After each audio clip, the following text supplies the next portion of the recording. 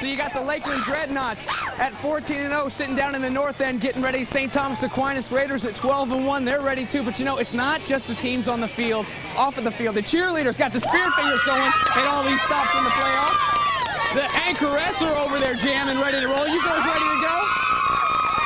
And hey, here's Brady.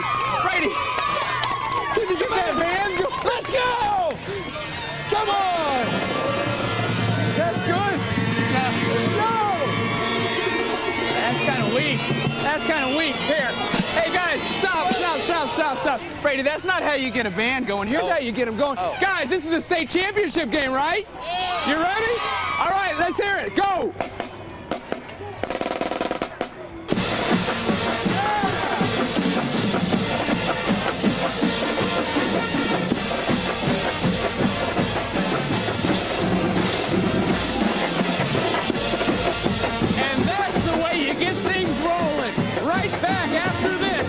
The 5A state title game. The St. Thomas Aquinas Raiders and the Lakeland Dreadnaughts. It doesn't get much better than this. The lights are on in the Swamp Ben Hill Griffin Stadium, and you've got two of the nation's, not just the state's, powers in town. It's the 5A final between the Lakeland Dreadnaughts and the St. Thomas Aquinas Raiders.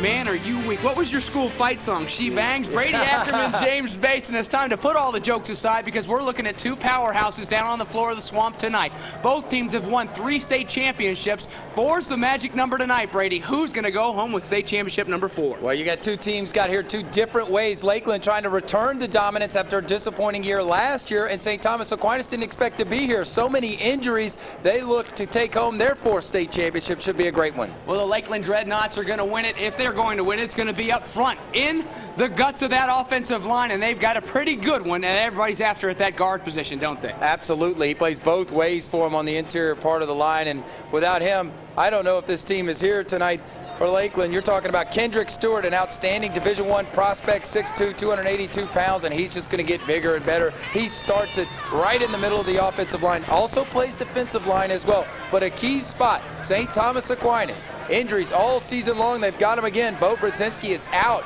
at middle linebacker, and in this man right here, number 44, the senior, Kyle COLOMBA. He will be matched up on Stewart all night long in the running game. Can he step up for St. Thomas Aquinas? Two good linebacking crews going at it. The only difference between those 3 state championships, it took St. Thomas Aquinas 7 tries to do that. 3 state championship appearances, 3 state championship wins on the other side for Lakeland. We'll see who gets number 4 when we come back on Sunshine Network.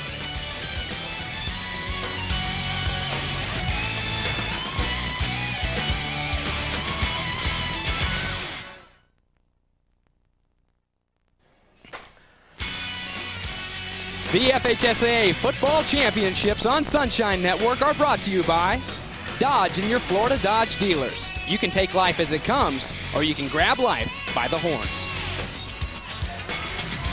Well, Merry Christmas, Happy Holidays, everybody, and our little Christmas gift to all of you. How about a little 5A title tonight? Lakeland Dreadnaughts and the St. Thomas Aquinas Raiders. James Bates, Brady Ackerman, and the whole Sunshine Network crew here in Ben Hill Griffin Stadium. The Swamp, Gainesville, Florida. A beautiful night for football, especially when you've got two powerhouses like Lakeland and St. Thomas Aquinas going at it on the floor of the Swamp. Only one loss between these two and 5 state titles between the two in the last decade. 6 overall. Each of them has won 3. And Brady, tonight, somebody's going to get 4. Somebody's going to get 4, and they're going to have to go through 2 outstanding coaches, beginning with Bill Castle, 26 years at Lakeland, 10 wins less than George Smith on the other sideline that's for St. Thomas Aquinas. Come on, Coach, get with it. Here's Coach George Smith on the other side. Both of them have been there since the 70s.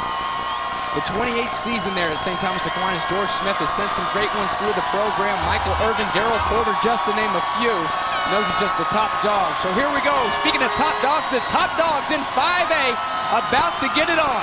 Lakeland Dreadnaughts and St. Thomas Aquinas Raiders. That ball looked to be touched and hit, and they're going to pick it up about the 1-yard line. Richard Goodman, the stud wide receiver, tries to do a little something getting it out there, but he doesn't do much as the guys in the orange jerseys were swarming down there on the kickoff cover team, so not very good field position to start off with for the guys with the gold domes. Well, Michael Doherty, number 14, the quarterback, the senior for St. Thomas Aquinas. Those are his numbers for the season, but it isn't a full season. He got hurt a little bit, missed a few games. And a sophomore, Wesley Carroll, came around and carried the show for a little while. Michael Doherty will start tonight, but you'll also see number 13 come in and play a little bit. And get this, run the option. For the first time in George Smith's long career, they're running the option a little bit at STA. Marcel Archer, Calvin Harris in the backfield, behind Doherty. Little trap up front, and there's your big defensive line for Lakeland, Brady. Kendrick Stewart, all night, all day. All day, all night, every day. How about that? He's a big-time player, number 52. Edgar Lewis also in there, that defensive end. Here's that big offense for St. Thomas Aquinas. Stephen Brown over there, one wide receiver spot. Tyler Holt's a good one, and the flanker, Richard Goodman, already has a visit set up for the Auburn Tigers in a couple weeks. Up the front line, some big dogs up front. Wenger's the center. He anchors this offensive line. Gilbert, Dupree, Johnson, and Young finishing it off. So, not a good start, though, the first snap. Here goes Doherty, 2nd and 10 from his own 9-yard line. Draw goes to Calvin Harris, and again, he's bottled up by the hard-charging, all-orange and a black hat Lakeland Dreadnaughts. And let's take a look at that hard-charging Lakeland Dreadnaught defense. One of the leaders over there, Alex Hamilton, Edgar Lewis, a couple guys up front. The rest of them, Logan Irby, defensive end, and Edgar Lewis, you've seen him on a couple plays. Kendrick Stewart has been all over the field early tonight. George Allen's a heck of a linebacker. He leads the team in tackles. Rashad Coleman at middle linebacker. Parker, Doby, Johnson, and Walker in the secondary. That may be the fastest defensive unit in the state right here. We're watching it. Class 5A with Lakeland. So the senior quarterback will take this one from shotgun on the 3rd and 10. Good protection up front. Pass is thrown out there for his receiver. It's number 81, Stephen Brown. Can't hang on to it. It wouldn't have mattered anyway. He would have fallen right there about the line of scrimmage. So 3 and out for the Lakeland Dreadnaught defense. And coming on to punt will be Christopher Rodriguez, the senior punter. Average of 40.4, and he needs every bit of it right now to put Lakeland back there in a little bit of a hole. But they're going to have pretty good field position to start off with, that's for sure. Chris Rainey's deep to receive for Lakeland. And Rainey will take this one at the 50. Couple gold hats waiting on him. He spins out of the tackle. Wow, does he have some skid to him. Quick moves and gets the ball up to about the 35-yard line of St. Thomas Aquinas for the opening drive for his offense. It's the sophomore, number 3, Chris Rainey, putting Lakeland in favorable field position to start the football game. Well, it's a senior quarterback that'll start as well for the Lakeland Dreadnaughts. It's Chris Griffen, 6-foot, 170-pounder. A look at his numbers on the season, 15 touchdowns and 3 interceptions. And undefeated in his senior year. A little bit of a down year last year for the Lakeland Dreadnaughts, 6-4. They've been charging through the regular season and the playoffs this year. Pitch goes to Steve Chancey.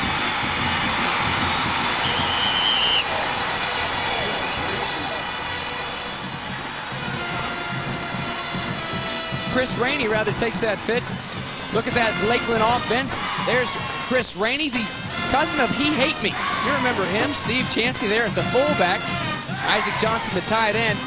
And the big guys up front, they used to call them the Beefalos. Brady talked about Kendrick Stewart in the open, big number 52, running behind him a lot tonight at that left guard spot.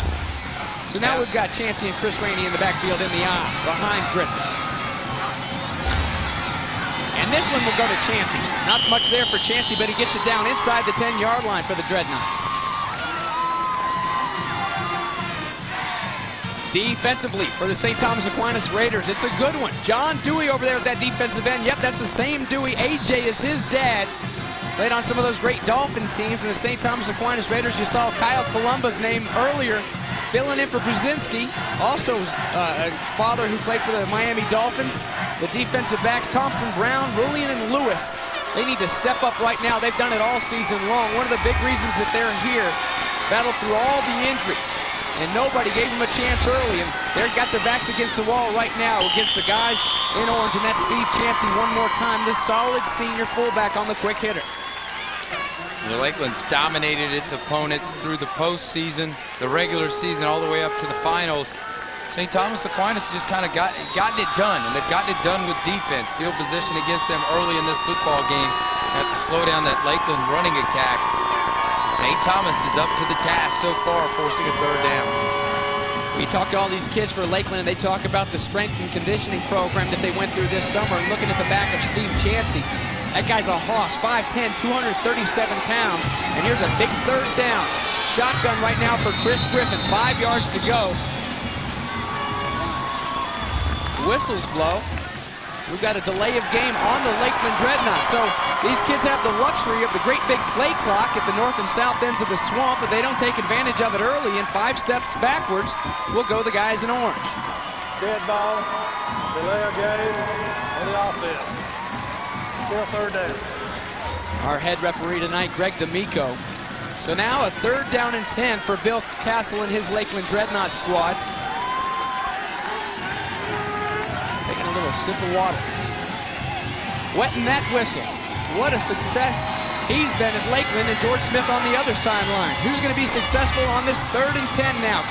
Griffen takes it again. It's that quick pitch out to Rainey. Rainey tries to get outside, and here come the linebackers. COLOMBA, there he is, Brady, number 44, filling in for Brzezinski, and doing a great job there of running down a speedy back to the outside. Watch his recovery speed coming from the middle of your screen all the way out, gets off the block, comes underneath the pads of Rainey and makes the tackle for no gain. Good defensive series after poor field position and a big play early. St. Thomas Aquinas, textbook linebacker play right there for Columbus. That's right, go make it, and that's just what he did. So a 27-yarder is good for William Chappell, the senior kicker. So first on the board tonight, thanks to the leg of number 18, the Lakeland Dreadnaughts. And they like that over on the east side of the stadium here at the Swamp Ben Hill Griffin Stadium, the 5A state championship game. And you've got the Dreadnaughts on top of the Raiders right now, 3-0. I'd say that's a win for St. Thomas. I mean, you get field position against you. A great punt return by Lakeland. They started that drive on the Raider 35, able to hold them to a field goal attempt. They converted. Of course, Lakeland will take the points early on, but I got to believe St. Thomas feels pretty good, all things considered, only giving up a field goal. Absolutely. What do you say we take a look inside Lakeland, right off of I-4 in between Tampa and Orlando, sits the beautiful town of Lakeland, Florida. The Dreadnaughts, Principal Mark Thomas, Sid Kimbrell, the athletic director, and if you go by the athletic department over there at Lakeland High School, you might not recognize it, because after last year's 6-4 season, Bill Castle went in there and changed everything around. Took down all the posters of the former players, changed all the slogans on the walls, said they needed a fresh start. Need to quit relying on the past, and they did just that, 14-0. They sit right now trying to make it 15-0 and trying to make it state championship number 4 for their head coach, Bill Castle. All the guys had T-shirts underneath their pads when they got off the bus and went through warm-ups. Return to dominance. They were embarrassed by that last year. 6-4 is not a bad record in Florida high school activities football. I mean, when you talk about Class 5A, you go 6-4, that's a pretty good record. They were embarrassed by that. And they came up with the slogan this year, return to dominance, and they're one step away from doing that. Well, on that team, too, they had 4 or 5 freshman starters. So Justin Burdett kicks it deep at about the 10-yard line. And this one's going to go, breaking out. Big return for St. Thomas Aquinas. That's number 5, Bobby Crawford. That's going to get it way down into the Lakeland Dreadnaught territory. They like it on the west side of the stands. That's 47-yard return for number 5. Take a look at it. This time they're able to field the kick in the air. And Crawford is just going right up the gut. If he gets one block right here on the last man, the kicker, he scores a touchdown. But Burdett, what an outstanding open field tackle, a touchdown-saving tackle for Lakeland. And now St. Thomas is in business. So feeling a little bit more comfortable with the start, but not too comfortable on first down, as you've got the same faces over on the other side of the ball waiting on you. Edgar Lewis in on that stop, the big junior defensive end. Wow, these guys in the orange shirts came to play tonight, Brady, on defense. Yeah, this outstanding defense, a fast one. I think maybe the fastest defense we'll see at the final series. There you see Edgar Lewis. All these guys can run, and then you got the big fella in the middle. St. Thomas, a multiple offense, likes to run out of the I formation, but they've always been able to throw the football. Keep an eye on Richard Goodman tonight. St. Thomas, another receiver in the long line of good ones for the Raider program. Play action for Michael Doherty, rolls out, and wow, what a strike! Puts it up there for number 11, Marcus Gilbert. Gets it down past the first down marker, so a big play. And showing you that arm, Michael Doherty doing it through the air, and the sophomore, Wesley Carroll, coming in from time to time. The added dimension, but right here, up top, a beautifully thrown ball in between two Lakeland defenders. And this is what it takes to win championships. Desire to go over the middle and sacrifice your body for the betterment of the team. He goes up and grabs it in between two defenders, not worrying about getting a hit. And Holt comes up with a huge catch right there for St. Thomas Aquinas. 6'1", 215-pound senior, Tyler Holt.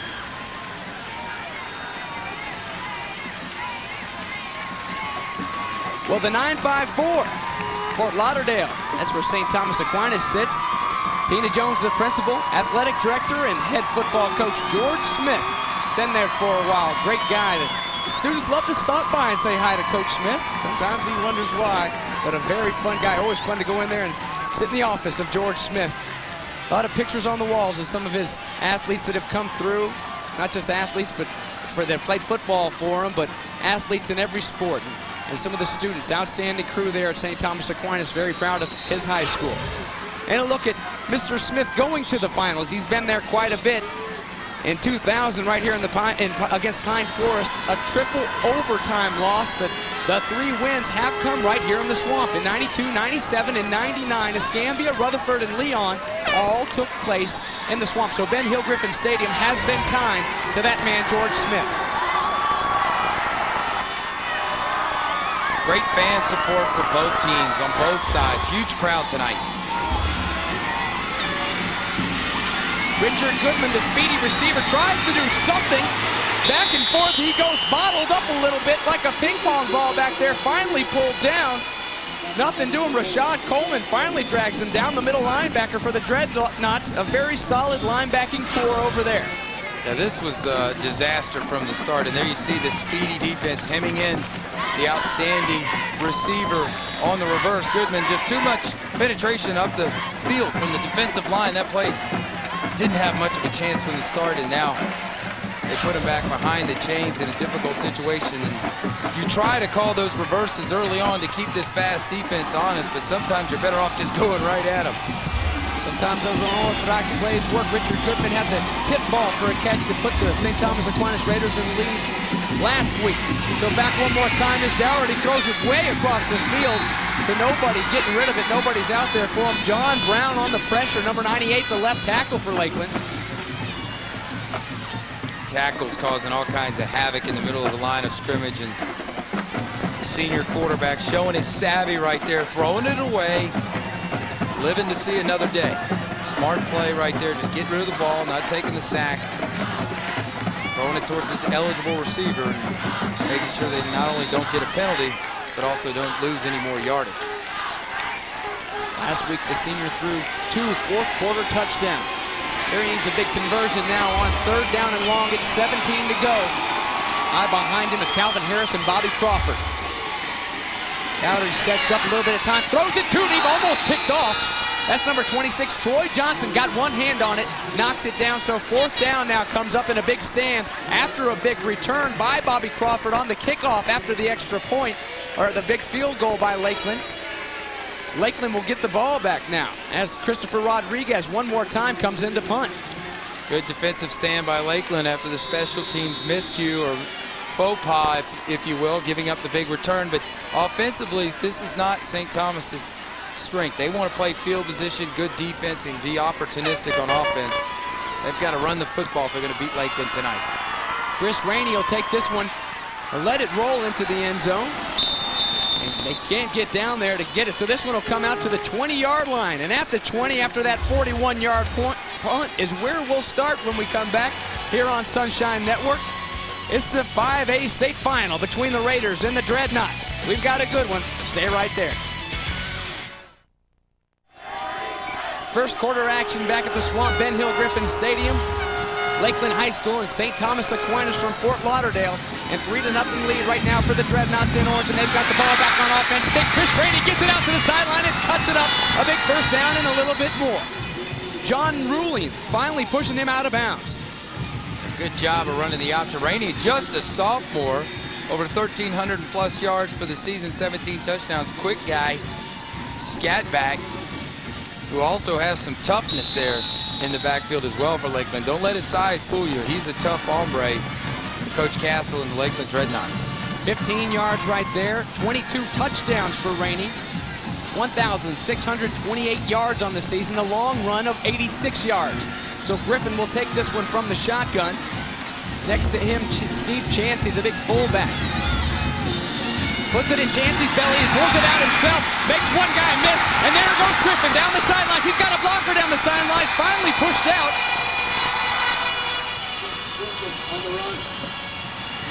Major Wright, number 21, down there tied up with the receiver. Great blocking downfield by the receiving crew for the Lakeland Dreadnaughts, and finally coming off the block is Major Wright, the sophomore, knocking him out. This is the vogue play in college football, the cornerback counter. They bring the backside tackle up in the hole. It really didn't have anybody to block because they had everybody fooled on the play fake.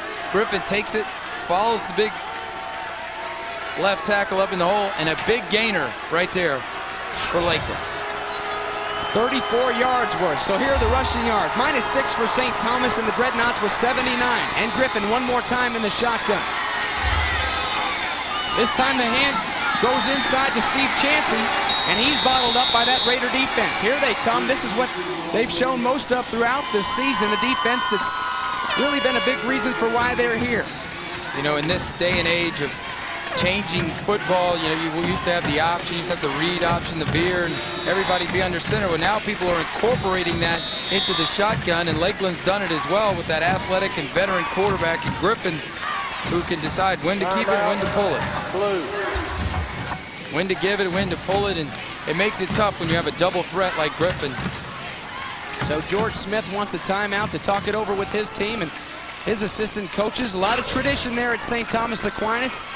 And they're back in the state championship game after a tough one with Riverview last weekend. Lakeland up top. They took out Maitland, the defending state champions here in 5A. We saw them and their band here on the floor of the Swamp last year doing a lot of damage. What a great run it was last year for Mainland. And Lakeland and St. Thomas Aquinas trying to take over that title here tonight in the Swamp. Well, 48 playoff wins for St. Thomas Aquinas. Jacksonville Bulls, they're also here this weekend.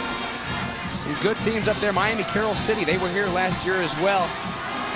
Merritt Island, we saw Jerry Odom today down in the weight room in the south end zone. Odom and Merritt Island, those names go hand in hand, don't they, Brady? A couple of state championships over there. Coach Gerald Odom now at Cocoa High School.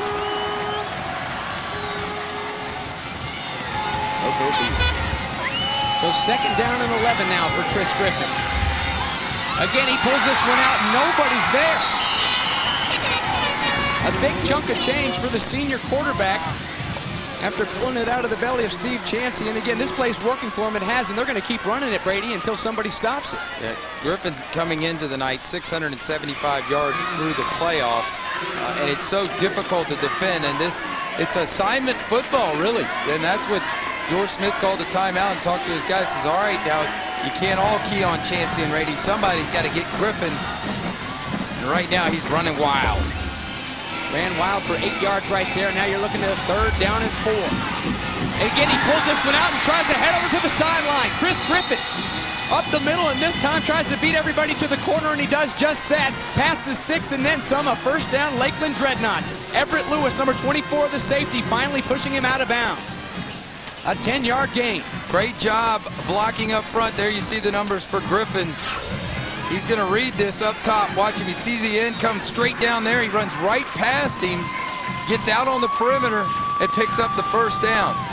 That's a good read by Griffen, a veteran quarterback, and you win championships with guys who've seen the wars and been through the wars and have a lot of experience, and Griffen's one of those guys.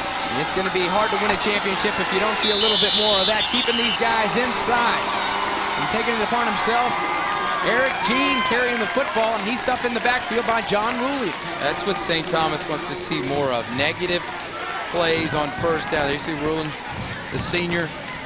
This defense been holding this team in throughout the season. Only one team scoring 20 points on them all year. Their only loss. 18 to 20 seniors on this St. Thomas Aquinas squad, a young team. They had 42 seniors last year. A lot of ups and downs this year and a lot of injuries, especially there in the middle of the season and the middle of the defense. Bo Brzezinski, he's gone after trying to battle through a lot of injuries, and here's a 2nd and long now for the Lakeland Dreadnaughts, and bouncing around back there is Rainey, the sophomore running back, and finally brought down back at the 12-yard line. So a good job of stepping back up. St. Thomas Aquinas, they're bending quite a bit, but they haven't broken just yet. They're doing a nice job in the red zone defense, and a stop here, and you're forcing another field goal. You're only 1 score down after all the things that have gone wrong and the big plays that Lakeland has had so far early on in this football game. You're right there. See if Lakeland doesn't open it up and do something where Griffin's out on the perimeter. Let him make something happen here on 3rd and long. 4 wides for Griffen. Puts it back in the belly of CHANCEY and pulls it back out himself and tries to pick it up himself. Gets a chunk of change, but not enough for a first down. Brought down by number 55, defensive lineman, Dean McNash. Great play by McNash right here from the interior part of the defensive line. He's going to read it all the way. See him chase the gap. Now he's going to chase Griffen down after he shoots the gap. Then he's going to try to cause a turnover and pull it out, but he keeps him short of the first down. Standing play. It's not a big defensive line. Not a real physical-looking defensive line, just a quick one, hard-working. Well, they need to work hard right now. That D-line that averages 230 pounds across there, 12 rushes, no passes. And 4th and 4 doesn't look like we're going to get one here, and it doesn't look like Lakeland's going to get a first down. A big 4th down stop, a big stand for the guys in blue. Alan CARMODY, number 95 on the stop there.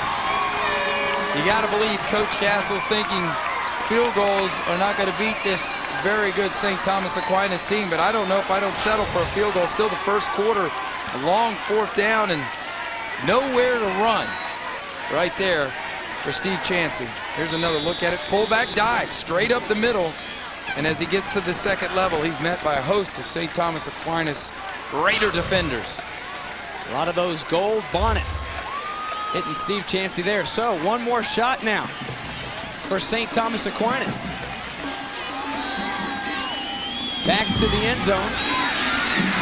This one goes to Bobby Crawford. You saw him with the big kick return earlier. Gets a couple yards, but a pretty stingy defense. The guys with the L's on their hats here tonight, Brady. Good defense. And, you know, there's 2 schools of thought. If you feel like you've got a great defense, and this is a great Lakeland defense, very fast, then you say, okay, we'll go for it. If we get it, we got a chance to go in and go up 10 against a very good team. If we don't get it, we still have field position in our favor if we can force a 3 and out. I'm of the belief, first quarter, you take those 3 points, because in a game with 2 powerhouses like this, it can come down to a field goal at the end. You expect tough defenses, tough players. There in Polk County, this one's batted down. He's made another play. Number 52 for Lakeland. He's been all over the football field. There's your man, Kendrick Stewart. Kendrick Stewart. You know I'm going to say it, Batesy. Don't get mad at me. Can I offer him right now? Look at him get off the cut block, get up in the passing lane, and make the deflection. I mean, this guy is a big-time player. Number 52 right there for Lakeland. That is just huge. Getting off the cut block and still making it. Look at him. He's signaling to his defenders. He's a quarterback out there. He knows what's going on. He says, pass. They're going to pass. He does play a little bit of offense, too. 3 tackles on the night so far for him. A big pass breakup. 3rd down and 8. And a big play for Dougherty. In his own end zone, scrambling around. Tries to get rid of it. Just gets out of the end zone and then just gets pushed out of bounds at about the 2-yard line. So here come the guys in orange one more time. And one more time, out comes the punter, Christopher Rodriguez, for St. Thomas Aquinas. Watch the swim move inside right here. Bam! Right over to the offensive lineman, forcing the quarterback out of the pocket, and then the rest of his teammates are going to run him out of bounds. Doherty did not have much of a chance right there with the big fella, number 52, Kendrick Stewart. You got to keep your head up. If you're that right guard, you got to keep your head up. You got to try to block him. Wow, Brady, was that pretty? That was awesome. Awesome swim move right there. And again, You know, the pressure's on that offensive line for St. Thomas tonight. The Matador out there, Ole. So Chris Rainey, the speedster, won't get a shot at this one as it bounces out of bounds at about the 42-yard line. So once again, Lakeland Dreadnaughts, after a 40-yard punt, will start with good field position. Chris Griffen and this offense. Can they stick it in the end zone, though, for the first time tonight? That St. Thomas Aquinas Raider defense hasn't been given a whole lot to work with, but when it counts, they've stepped up big. They really have, and it's a team that has come back. They come back to win last week. They had a couple of fourth down stops against William T. Dwyer from Palm Beach. My good friend Jack Daniels, they had a good couple fourth down stops. This is a team that's used to playing 4 quarters, so they're not fazed by this early field position problems right now for St. Thomas. Fakes the pitch, goes back, throws it off his heel, does Griffen. Defender fell down. Eric Jean, the closest receiver right there, went up for it but couldn't bring it down. Yeah, Lakeland's going to run, and just when you think they're going to run some more, they're going to throw the play action. Try to hit you over the top for a big play, and there you see it. Good coverage down the field. Incidental contact, in my opinion, and I think a good no call. Thompson down there defending against Eric Jean, and Thompson, a little contact, but good no call right there. Most importantly, Kenneth Thompson's got to keep those feet up. He can't make ball plays on the ground. He's lucky that one was too high. So a 2nd and 10 now for Lakeland, and running the option. This one goes out to Chris Rainey. Chris Rainey makes a little move inside, picks up a couple yards before he's brought down by John RULIEN and company.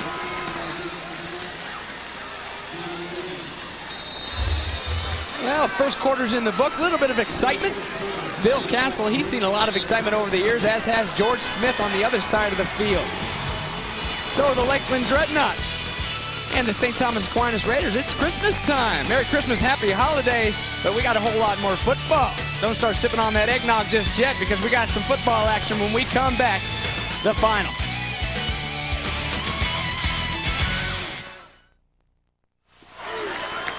Well, they've had good field position all night long to start with. Chris Griffen in this offense for the Lakeland Dreadnaughts. They've got the lead at 3-0 here in this 5A state final. The 2004 FHSA Florida Football Finals on Sunshine Network. Now they're looking at a 3rd and 8, though. Play action pass. Dumps it out there for Chris Rainey. He's all alone. Steve Chancey will take this one down to the 20-yard line. Chris Rainey and Steve Chancey out of the backfield all night long have been pretty tough.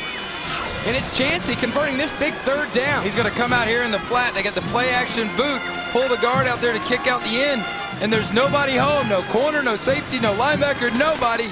And Chancey, the big fella, catches it, picks up a big 1st down for the Dreadnaughts. Wow, a 20-yard gain right there after you change the quarters. And the total yards now, big lopside.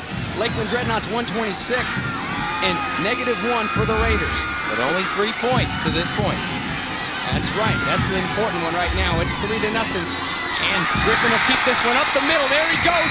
Down inside the 5-yard line near that goal line, and the big senior finally pulled down by Major Wright, number 21, the safety. Touchdown saving tackle for 21, the sophomore. You know, Lakeland has really got St. Thomas in a bind right here with the quarterback. See the linebacker get pushed out of there right there. I believe that's number 44, Kyle COLOMBA. Good job by the backside guard, washing him out of there. Easy running lane for Griffen. He'll take that all night. COLOMBA's got to step up in there and take on that lineman, find that quarterback. Little power line back there and a little bit of powering by the Lakeland Dreadnaught offense. That's Steve Chancey, the powerful, solid fullback there, but not much for him as the guys with the gold hats step up. St. Thomas Aquinas Raider defense there in the middle of it. Up front, Dean McNash, John Dewey, son of A.J. Dewey, Alan Carmody, and Ronald Cox up front. When talking to the coaches this week for St. Thomas, they called Lakeland's offense a kaleidoscope. You know what that is, Batesy? That's a lot of options. Huh? A lot of options. You like that word. It's also pretty, though, usually, the kaleidoscopes I've seen, and there's nothing pretty over here. It's nothing but hard-nosed, grinded-out football. They got a lot of options on that offense for Lakeland right now. That quarterback getting it done, Chris Griffen. Jamar Taylor now in there behind Steve Chancey. And into the end zone for the first time tonight. Griffen will keep this one. Behind the big dogs up front, like Jordan Hammond and company. So the Dreadnaughts, no cannons going off as usual, no bells ringing. The bells down in the parking lot. They couldn't fit it in the swamp. 76 yards on 6 attempts, and the big number, the big touchdown right now for Chris Griffen.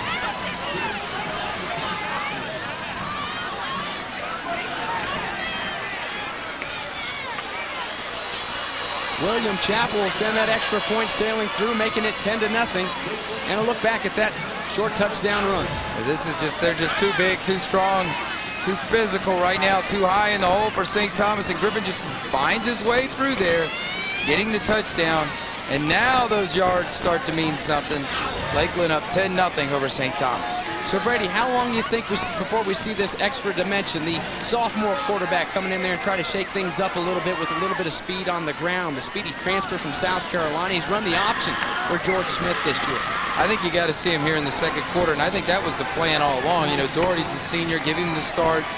Certainly it's not his fault they've had difficult field position, but go ahead and bring that other dimension in there. Give Lakeland something to work on when they go in at halftime. It's still only 10-0. And the key right now is getting good field position off the kickoff. Bobby Crawford had a big return earlier in the game. Big leg of William Chappell, the senior. 58 of 65 point after tries coming into this game. Make that 59 of 66 now. So a guy that they can lean on. It's always good to have a good kicker. And the rushing numbers there for Chris Griffen. Saw him push it in from about a yard out for that touchdown to put his Lakeland Dreadnaughts up 10-0. Two powers going at it now in the swamp. The Lakeland Dreadnaughts and the St. Thomas Aquinas Raiders. Little pooch kick here. No fair catch called and no catch made. Ball hits the ground. Body's falling down. Nobody acting like it came over, so it'll stay on the side of St. Thomas Aquinas. You got to be careful with that. You got to fair catch that one, don't you, Brady? Yeah, but you got to look it all the way in too. And remember, this is a bigger stadium with higher lights than these kids have played in all year. And sometimes you can lose that ball up in the lights if you haven't played here before. Certainly, these teams, although their programs have been here a lot, weren't here anytime lately to practice on this field, so they're very fortunate to get that ball back. The big Kendrick Stewart, number 52, his name will be in lights someday. Better believe the way he's playing so far tonight, in that first quarter anyway. Marcel Archer, Calvin Harris back there. Dougherty goes back one more time. Got to be careful. Almost picked off, breaking up right there. Randy Doby, intended for Richard Goodman, almost picked off and taken to the house. Speaking of Stewart, let's take a look at what this Division I prospect has done so far. Look at him fight off the trap block, blowing up the run game early on. He's not done yet. He gets across the face of that blocker. Another tackle for loss, and now watch him get off the block, defend the pass, and then the great swim move. That's going to make recruiters really, really froth at the mouth when they try to sign this kid. I bet you he's got more letters in his mama's kitchen from colleges than James Bates had. So second down and 10 now for Dougherty and the St. Thomas Aquinas Raiders. Flag on the play. It's going to be a delay of game on St. Thomas. So again, you got those big clocks. Am I wrong by thinking that they should like seeing those big numbers flash out, or are they just ignoring them? Well, it's, you know, it's again, it's the environment. Dead ball, delay of game, 5-yard penalty, repeat second down. Both these coaches are familiar with the environment, but they bring new teams every year into the swamp, and certainly you got to try to coach your kid up and look at the scoreboard and keep an eye on it. St. Thomas has battled from this position before. An important drive right here just to get some positive momentum going offensively. George Smith has been very successful here in the swamp. All three of his state titles have come. Now you're looking at second down and 15 for Dougherty. He rolls out, buys himself some time, and heaves this one up there. He's got a guy. That's number 11, Tyler Holt. Can't run underneath it. The big senior who sealed the deal in the fourth quarter last week with a big touchdown catch. Can't get to it right now. And now number 14, the quarterback, Michael Dougherty, has missed his last 5 passes. Terrific throw. Look at, I mean, he just lets it go. What an arm. but Holt just couldn't get to it. He threw it out where he could run through the ball and just overthrew it. Well-designed play, came with the shallow cross. Holt came all the way across the formation on the deep post. And Doherty just missed him. He's now only completed one pass, Batesy, but that would have been a big one. It was a big one earlier too. Tyler Holt, who went up with the good hands and got it. So 3rd and long now. A little bit of a hold almost. The flag does come out. Finally, ball's overthrown. So this one will come back. It'll probably be declined.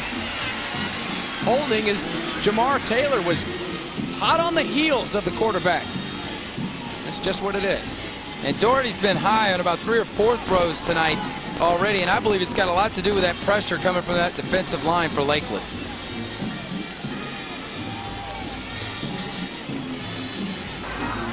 Holding on the blue team. That penalty is declined. It's 4th down. So George Smith and his coaching staff, not the way they'd like to start this game tonight. And of that coaching staff, 10 of the guys that are over there helping George Smith graduated and played from St. Thomas Aquinas. That's pretty special to have those guys coming back. Talk about tradition. So Christopher Rodriguez, one more time. He's been out there too much for George Smith and company. And he'll punt it away, and he gets a good one off. Chris Rainey will take this one at his own 25, turn around to see a couple gold bonnets waiting on him, and boy, is he ever stuck.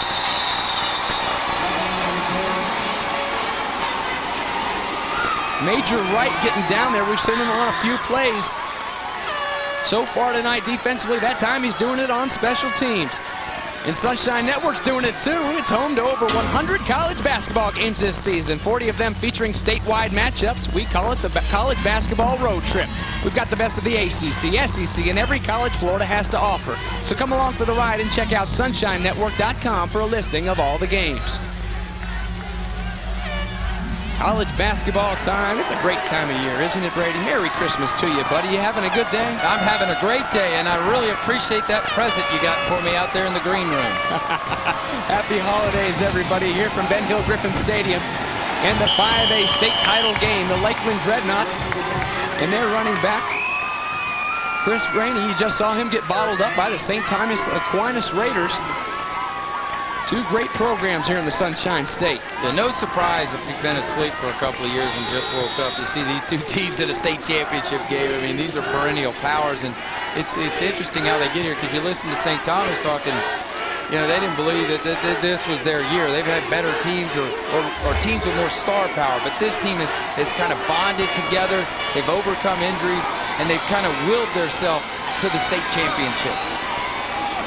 Griffen will take this one, and he's got a couple. St. Thomas, he puts it down on the ground. 95, Alec Carmody there in his face. Rips the ball out. So a 3rd down now as the Dreadnaughts and John Hardy, big number 54, finally falling on it. The sophomore right there around the football. This may be one of his biggest recoveries in his history as a player at Lakeland. This could have been a big momentum changer right there for St. Thomas. Defense getting pressure, causing the fumble, but he's able to jump on it, and John Hardy salvages the series for Lakeland. Off to a pretty good start right there. Number 95 has been in on quite a few plays. So now you're looking at a 3rd down and 17. Going the wrong way also for the Lakeland Dreadnaughts. Steve Chancey back there next to Chris Griffen. They'll try to run this one out, get a chunk of change, and going to settle with punting it away. So about up to the 20-yard line now for the Lakeland Dreadnaughts. Kyle COLOMBA, number 44, that middle linebacker there on the stop. Defense has played pretty solid, and that was a big series for them once again here in the 2nd quarter. 3 and out, get the ball back for your offense. Offense had some opportunities, missed some open passes the last series, so see if you can get them on track. That senior quarterback gets St. Thomas right back in this thing. Look at Justin Burdett to kick this one away. Gets it off the side of his foot, and it's going to come to a stop at about the 35-yard line. So just what George Smith and the St. Thomas Aquinas Raiders ordered. A little good field position for themselves. Justin not very happy with that kick. The junior punter, 35.9 the average. Only 16 on that one. So what can they do with it on another side of the football? Can St. Thomas Aquinas put some points on the board?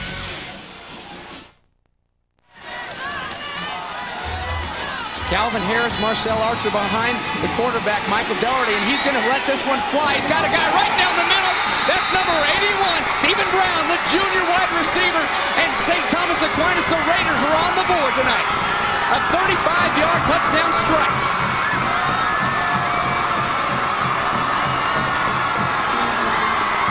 A terrific throw right there by Doherty off the play action. Stephen Brown, the beneficiary of it. And St. Thomas finally hits a big play in the passing game. You talk Raider football, you think about all the great wide receivers that have come through here. Some still playing in college, some played in the NFL. Once again, the Raiders do it through the air. Get back in the football game.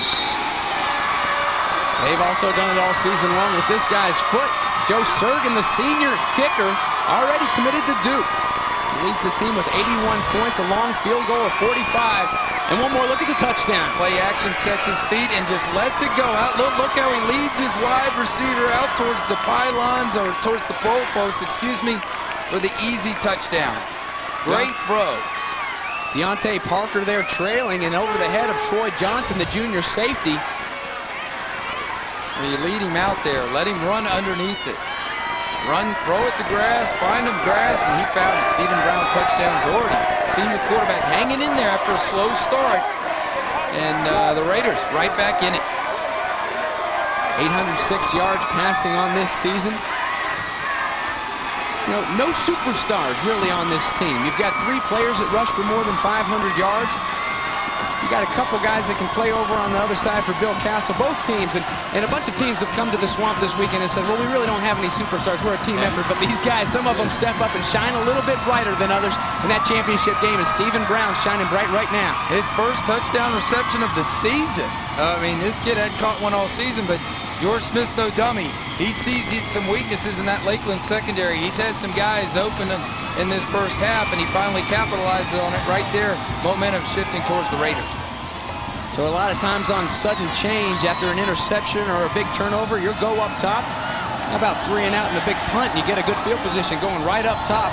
Coming at him with George Smith. So 10-7 now, Lakeland. They'll get the ball back in their hands, but with a little bit of the momentum now over on the side of the blue and gold.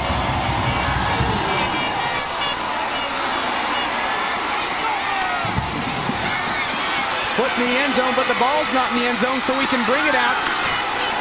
Jamar Taylor, he's hit hard at about the 17-yard line. And the Raiders are fired up. Well, special teams play such a big role in these state championship games all weekend long, whether it's punts, the inability to get the punt off or get a good punt, changes the field position, and kickoffs. You know, if you're Lakeland right there and you let it go into the end zone, you're starting at your 20, but now you're inside your 20. St. Thomas is jacked. Let's see if Griffen can get this offense back on track for the Dreadnaughts. High school football, if that ball goes into the end zone, it comes out to the 20. This ball will go to about the 20. Steve Chancey charging hard, but not much there for him as the Raiders are waiting on him. So the defense, a little spark to them as well. The offense stepping up for them now, and on the defensive side of the ball, they stuffed Steve Chancey. Like to see Lakeland and Coach Castle get back to giving Chris Griffen an opportunity to run and keep and read and do some things, not only inside but on the perimeter. He was in that touchdown drive really the main cog all the way down the field, and after the 3 and out, they've kind of gone back to their inside running game. 2nd down and 8 now for Griffen. Play pass. Got a couple guys in his face. That's number 44. First, he missed him. Kyle COLOMBA ran right by him. But pulling him down finally, Ronald Cox, number 56, the defensive end. Also in there, number 52, Robert Montejo. You watch the pressure coming from the outside as St. Thomas is going to get up the field, get off blocks, create pressure on Griffen. Nowhere to run, nowhere to hide. Another sack and tackle for loss for the St. Thomas defense. Look at Ronald Cox. He's fired up. Not a big defense. You're not going to look at those weights and say, man, where are those guys going to play football at? It's just a rock-solid, aggressive, and fast unit up front for St. Thomas, been carrying this team all season long. COLOMBA was coming as the whistles blow. Again, it looks like the play clock may have run down again, but Kyle Colomba, the middle linebacker, was coming on the blitz. Chris Griffen ducked down and avoided him, but then he had two other Raiders waiting on him, and Bill Castle's not happy with this one. Right now, Lakeland's self-destructing. Dead ball. Delay of game on the red team. 5-yard penalty. Repeat, third down. Momentum, momentum, momentum. It's a game of emotion and momentum. And right now, it's in the Raider Park. And Bill Castle knows it, doesn't he? So a third down now and 23. And even worse, you got your back right there to the goal line. Last time in this situation, they just handed it to Chancey and tried to run it out. This time, they're going to try to throw it out. And throwing it up there big is Chris Griffen. A couple strides ahead was Paul Wilson, the sophomore receiver, but too far out in front of him. He can't get to it. 40 catches so far this season, but he can't get underneath that one. So out comes the punting team for the Lakeland Dreadnaughts. Another tough series for Lakeland as he tries to go deep. Coach Castle not happy with the throw or the read there.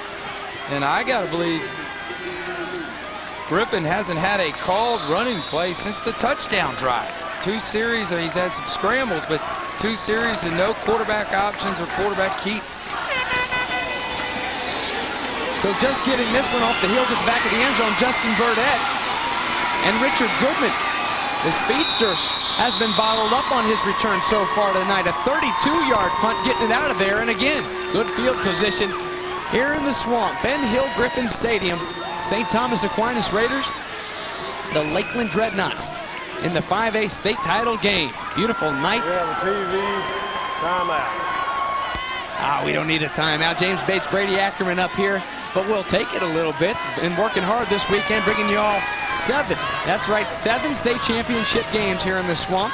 You're looking at Lakeland High School in the orange and white right now, and on the other side of the field, George Smith and his St. Thomas Aquinas Raiders in the blue with the gold hats. So the first 4 drives, well, not quite what he wanted, but the last drive, just what the doctor ordered, right, Brady? Absolutely, and this is a team, as I've mentioned in the first quarter when they got down, not afraid to be behind. They've shown a lot of resolve, been very consistent all season long, and you know, the expectations this season weren't nearly as high as maybe 4 years ago when they came here and lost to Pine Forest in triple overtime, but the Raiders are back, and they've liked the underrated card or the underdog card this year. St. Thomas has. They're not used to being the underdog. They're not used to being the team in the program. People say, well, it's not their year. They're used to being on top, right? And they've played that card to the kilt, and they're playing it right now, the first half against Lakeland pretty well. Well, George Smith said if it goes another 3 overtimes, I'm going to make sure I take my heart pill. That was a tough one in 2000 against Pine Forest in the loss 34-27 in triple overtime. That was in the swamp, too. Randy Doby there on the stop for the Lakeland Dreadnaughts, carried by Bobby Crawford. Crawford liked to have that one back, though. I mean, that's when you go in the film room and the guy says, hey, who tackled you? The yard line or the paint on the field? Crawford had a big hole and could have had a big play. I know he'd like to have that one back. Randy Doby says, it was me, second in the team in tackles with 116. Archer and Crawford back there, and Dougherty's going to step back to throw this one, but he's not going to have much time. Right in his face, big John Brown, the sophomore, dragging him down to the turf, and a big loss for the Raider offense. Did you say sophomore? Did you say sophomore? I said young pup, buddy. Oh my goodness, 98 John Brown. Man, you may be a sophomore in school, but you're a senior on the field tonight. What an outstanding play. Pressure, and St. Thomas been protecting pretty well the last couple of series, but not for the big fella. He wraps him up for the sack. Here you see it, a big deep drop for St. Thomas trying to go down the field, but Brown will have none of that. And that's a lot of pressure on your offensive line, but nobody throws the ball down the field better in Class 5A than St. Thomas, but not that time thanks to John Brown. So now about midfield, a big 3rd and 19, and the draw play goes to Bobby Crawford, and Bobby Crawford goes just about nowhere. He's about 5. Orange band and orange jersey clad Lakeland Dreadnaughts are waiting on. Yeah, that Dreadnaught defense is awfully, awfully tough. I mean, you look at them all the way across the board. You look at the numbers they've given up this year and the way they've played, and they've been outstanding. 2 good defensive teams. See which one bends and breaks. So 3:22 ticking down now in this first half. Chris Rainey deep to receive. He's got a little bit of juke to him, and punt it one more time as Christopher Rodriguez, he gets a nice one away, maybe a little bit too nice, and it is, bouncing into the end zone. So the Dreadnaughts will start this one off at the 20-yard line, a 43-yard punt. A little bit too much for number 17. Both teams coming up here in search of their 4th state title. Both coaches starting in the 70s, about the same time, about the same number of wins. Experience certainly doesn't favor either side, really, when you look at it from the coaching standpoint. But both teams have a story to tell, Batesy.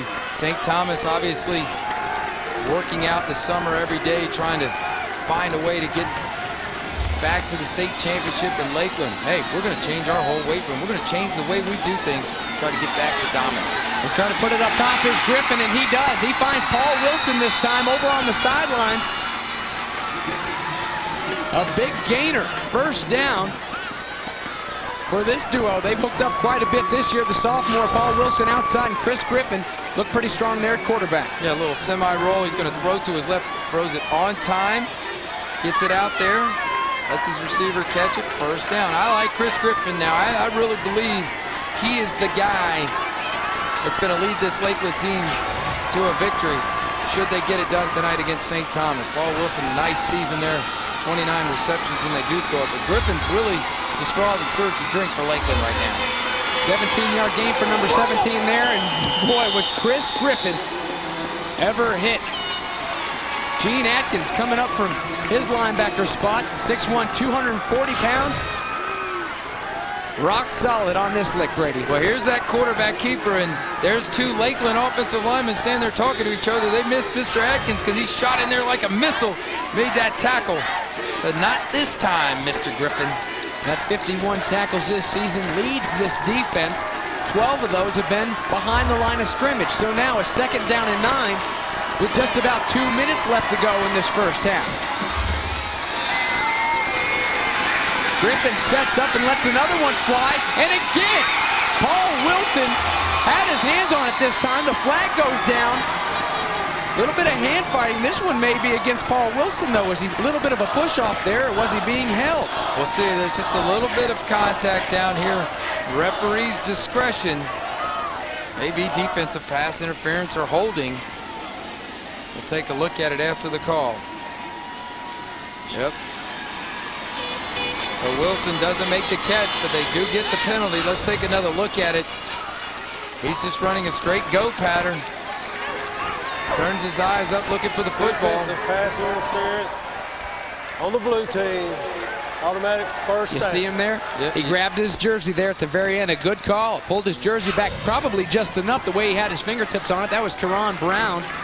Karan trying to just keep contact with the receiver, but once you touch him and know where he's at, you got to get your hand off of him. At that time, a crucial penalty for St. Thomas. 15 yards. Bill Castle over there has got his arms crossed. Offset backs now are Chris Rainey and Steve Chancey behind Griffen. This one goes to Rainey.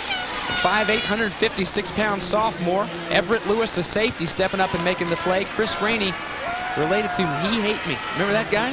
XFL? Rod Smart. He's now playing for the Panthers. Plays for the Carolina Panthers, one of the 5 running backs injured this year for Carolina. They've run through a whole bunch of them, starting with Stephen Davis and Deshaun Foster. They're down to their 5th running back this year at Carolina, but they're in the playoff race, as everybody is in the NFC. So Chris Griffen back one more time, and across the middle is number 5, Big Isaac Johnson. And bobbles that one. Hits him right in the chest. And he drops it. It's unbelievable. I mean, he jumped when the ball came there and probably should just looked it right in. Here you'll see him. He's going to come across the formation right here. They're going to hit him right in the breadbasket. Great throw by Griffen across the formation in his hands, and he drops it. Oh, my. Griffen has really been on target. He's playing outstanding in this first half. 7, don't worry about it, baby. You got to pick him up. So 1:12 now left in the first half. 3rd down and 3. Lone back is Steve Chancey behind the senior quarterback, Chris Griffen. 5A state title. Griffin's going to let this one fly down the sideline again, going for Paul Wilson, and a little bit too high. Karan Brown, those two going at it one more time. The senior defensive back, stride for stride that time with Paul Wilson. and the ball too high. So 4th down and 3 now with 1:05 left in the quarter. Interesting decision here, because if you don't get it, you get St. Thomas good field position. But that time, Chris Griffen, probably his worst throw of the night. Even though he's 2 for 6, he's had 2 drops and another one that was out there on the deep ball. But that throw, he just didn't set his feet. He threw it too quick, got too greedy, too quick. Didn't give his receiver a chance to go get it. So 4th and 3. St. Thomas wants another big 4th down stop. They had one earlier. Chancey and Rainey behind Griffen in the I formation, and Griffen doesn't like what he sees. He's going to call a timeout and go over and talk it over with Coach Bill Castle. That 3-4 defense St. Thomas has employed, confusing him a little bit. We have a charge, timeout to the blue, or red team. So 10-7 right now, 5A state championship game here at the Swamp. Lakeland and St. Thomas, 8 senior starters over there for that St. Thomas Aquinas defense. Last week they gave up 155 yards in the first half, but then they buckled it down at halftime, came out of the locker room and only gave up 40 yards and 1 first down. This is what the interesting thing is there you see Coach Castle's career final appearances as well. Batesy, 3 for 3, pretty good numbers. That's pretty good. You look at it though. You mentioned the halftime adjustments from St. Thomas last week. Well, both these teams with these legendary coaches, they're known for halftime adjustments. So it's going to be very interesting in the second half who can get the edge, because both these wily veterans know how to change things up and add wrinkles at the half. 1996, he beat George Smith and these Raiders in Daytona, trying to get it on 1st down on 4th down, and they get that in a little bit more. Hand went to the helmet. It looked like no flags come down, but the damage is done on the 1st down yardage. Rainey just using his speed and athleticism to get to the corner. The old ball coach used to coach here at the University of Florida. Once in a while in 4th down situations, we'll call that toss sweep. Fred, just get to the corner. Watch it right here, toss sweep into the boundary. Just use your speed, run to the 1st down. Doesn't need much blocking. Rainey gets it. The old ball coach would also put it up top on 4th down to Freakum Reedell Anthony. A Belglade guy. The Muck Bowl, Pahokee and Belglade. Pahokee plays tomorrow morning in the 2B state championship. So Chris Griffen going to try to put some more points on the board before they go in at halftime, but flags on the field. Won't get this play off. This one's going back the other way against Lakeland. Well, Lakeland's already showed they can execute a field goal, so certainly you got to be thinking they want to get points at least via the kick or in the end zone this time. I don't think Coach Castle will leave points out there like he did early on, going for that 4th down. They get one more completion, pick up another 1st down. They may try to pick up a 3 spot going into the half. Dead ball, false start on the offense. Bill Castle, the 5A Coach of the Year, also Coach of the Year in 1996, 98, and 1999. 1998, he was the Florida Coach of the Year. I need to have 57 seconds on the game clock. 57 seconds. So getting that game clock adjusted here in Ben Hill Griffin Stadium, the Swamp. Lower bowl, pretty much full for the most part on each side, the east side and the west side here at the Swamp. A lot of people coming up from Fort Lauderdale and a lot of people coming up from Polk County. That's where Lakeland is. 3 Polk County teams here this weekend. Lake Gibson, Fort Meade, and the Lakeland Dreadnaughts. Dreadnaughts trying to put some more points on the board right now. And trying to keep it is Chris Griffen. And he's hit hard by Dean McNash there, the junior defensive lineman. Big loss. He's having a whale of a second quarter ever since the touchdown drive for Lakeland, in which Griffen carved up this outstanding St. Thomas defense. Number 55, Dean McNash, has taken it upon himself to solely take care of Griffen and the quarterback. That's twice now he's tackled him for a loss. Let's take a look at it once again. Here he is on the inside, right there coming up. He just goes unblocked. Unblocked. You got to get a hat on McNash. That's his 2nd tackle for loss in this quarter alone on the quarterback keeper. 6 tackles total on the night. D linemen love that. They love busted assignments when, or missed blocks or misreads. because that gives them a chance to eat up that quarterback who's been running around all night. McNash is really getting it done inside. Again, not a very big kid, just a kid who plays with a big heart.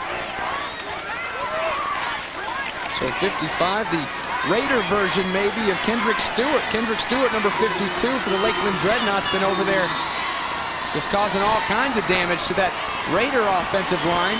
So now second quarter, 47-second left before halftime, and Chris Griffen will take this one from the shotgun. 4 wides. Swings it out there. That's number 3, Chris Rainey. Has a couple blockers out there working for him, and he does a little bit of work himself. Keeps him turning and grinds it down to the 15-yard line. What a big hitter by the sophomore running back. He sure doesn't run after he catches the football like a sophomore, Brady. No, he doesn't. He's tough. I said early on he's got the speed and the moves, but now watch the toughness right here. Catches the bubble screen, that gets up the field, makes something happen. Running guys over, making guys miss, willing himself into the red zone area for the Lakeland Dreadnaughts. Eric, Gene, Paul Wilson, receivers down the field blocking, and Chris Rainey does the rest of the work himself. So 34 seconds left here in the first half, and Griffen's going to take this one from shotgun, 3 wides. He's going to dump that one out there. That's intended for Paul Wilson. Wilson pulls up, and it falls into the end zone. Nobody around it. So second down and 10 now, and 22 seconds left for number 7 and Bill Castle. He wants to talk to his quarterback. Hurry up over here. We've already had a couple delay of games. Let's get this one going. We don't want to go backwards. If we do, we're going to hurt ourselves as far as field goal range goes. Impressive drive right here by the Dreadnaughts. They want to come away with some points. They've already been stopped on downs once in the red zone. They lead 10-7 late in the second quarter. Want to come away with some points going to the half. George Smith over on the other side of the ball wants to get a big turnover. Would love to go in down just 10-7. Trying to get his guys' attention, doesn't. Chris Griffen is going to take this one, roll out. Looks back across the field. Dangerous pass, but he's got a guy open. And into the hands, tipped by Chris Rainey, and into the hands of Paul Wilson. The sophomore sitting there in the middle of the end zone. Not the intended receiver, but he'll take it any way he can get it. And this is kind of how the St. Thomas Aquinas Raiders got here. Last week it was Richard Goodman that caught a tip pass in the end zone. 10-yard touchdown for the first lead of the game against Sarasota Riverview. And this time it's the Dreadnaughts in a 16-yard touchdown. Extra point is good. And William Chappell puts it through, so 17-7 off of the tip ball. Wow, Paul Wilson, great concentration off the tip ball in the back of the end zone. Look at that throw. Back across his body, Chris Griffen throws it up. It's tipped, and Paul Wilson comes behind it, making the big touchdown. That is a huge momentum lift. Look at the throw. Look at the arm strength for Griffen. Just a little bit tall, but Wilson finds it. Back of the end zone, touchdown Dreadnaughts. That right there is taking a chance towards the end of the half, making something happen, and Chris Griffen got it done to his leading receiver, Paul Wilson.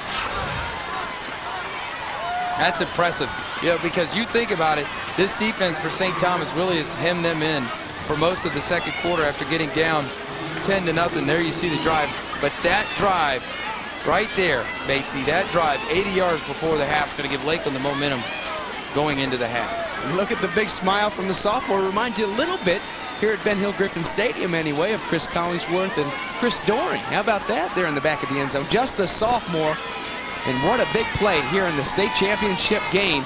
Now 12 seconds left in the first half, and the Lakeland Dreadnaughts got the big swing of energy on their side. Richard Goodman, Bobby Crawford down there deep for the Raiders to return this kick. There's Chris Griffen over on the sidelines. William Chappell, the kicker, Chris Griffen's numbers. Playmaker. That's my name for him right now, because all he does is make plays. He's a big-time playmaker. For St. Thomas, you're still in this game. Got to keep your head up and go in and make some adjustments. So Stephen Cardulo, good heads-up play, gets it. I'm George Smith, and I go into halftime, even though the momentum's on Lakeland, I feel like I found something in that Lakeland defense. They've been able to get some guys open down the field, get that passing game going. They can come up with some protection schemes and give their quarterback, the senior, Doherty, enough time to throw it. I think there's more big plays to be had out there for the Raiders. Absolutely, and there are some big plays to be had with the wheels of Wesley Carroll, the sophomore quarterback who's played quite a bit, even after Doherty came back from the injury that made him miss quite a bit of games this season. They kept Wesley Carroll in there and kept running that option. That's unheard of for George Smith in the past. Will we get to see him in the second half? Will we get to see some more of Doherty in this Raider offense going into the end zone? They're going to need a few more if they want to come out with the 5A state title here in the Swamp. The 2004 Florida Football Finals, the FHSAA 5A final right now, the Lakeland Dreadnaughts and the St. Thomas Aquinas Raiders. It's 17-7 Dreadnaughts. Chris Griffen getting after it, getting thrown down and throwing one down into the end zone. They're loving him over there in the orange and black. And the guys in goal are putting points on the board as well. We'll be right back with some halftime action.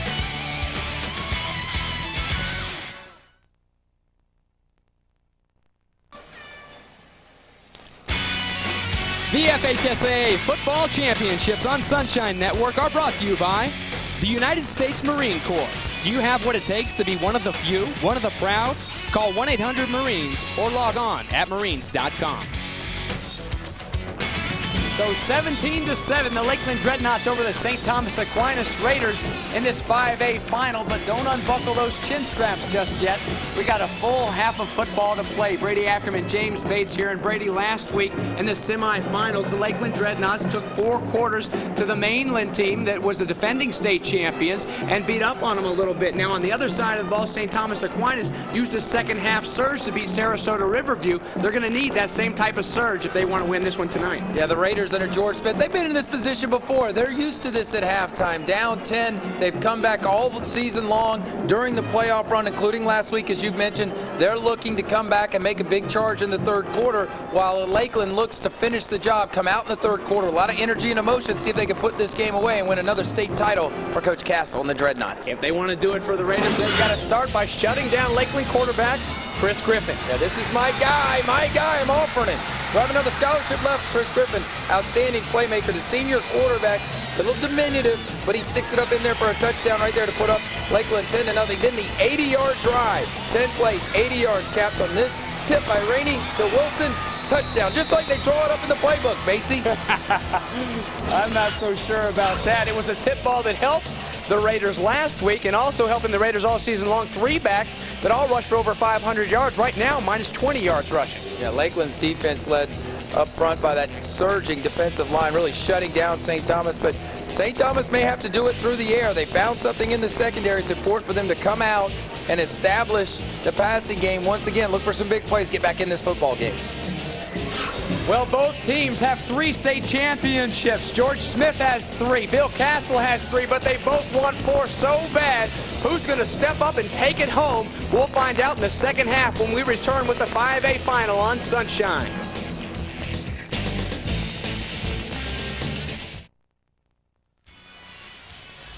Lights shining bright up above Ben Hill Griffin Stadium here on Sunshine Network. We've got the 5A state final of high school football, the 2004 FHSA Florida Football Finals between the St. Thomas Aquinas Raiders and the Lakeland Dreadnaughts. Halftime's over. It's time to get it on here in the second half in the Swamp. The Knots up 17-7. James Bates and Brady Ackerman here and our Sunshine Network crew. And the second half is underway. Orange jerseys on the right. That's the Lakeland Dreadnaughts. This ball will go into the end zone. Kicked off by the guys in blue, the Raiders. Ball will come out to the 20-yard line. Heck of a kick there by Joseph Sergin, the big senior committed to Duke. Already going playing for the Dukies, Brady. Well, the St. Thomas defense will get a chance to start on the field against Chris Griffen and the Lakeland Dreadnaughts the second half. Even though they're down 10, let's see if they can set the tempo for how this game's going to play out over the next 2 quarters. Chris Griffen, dynamic there in the first half. Kid's only thrown 3 interceptions the entire season and can really get it done. Over 2,000 yards of total offense through the air and on the ground.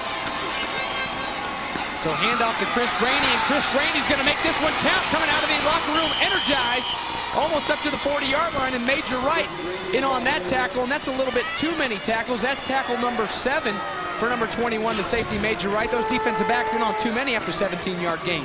Yeah, just a little bit of a counter play. And the fullback back up in there with the guard. And Lakeland picking up big yards on first down for Chris Rainey. A speedster.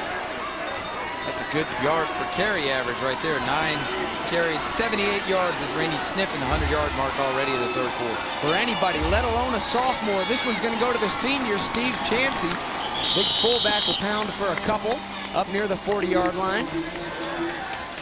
5'10", 237 pounds worth. Hitting those weights there in Lakeland over the summer. You know, you think about a program like Lakeland, so they have a 6-4 year. They don't need to change much.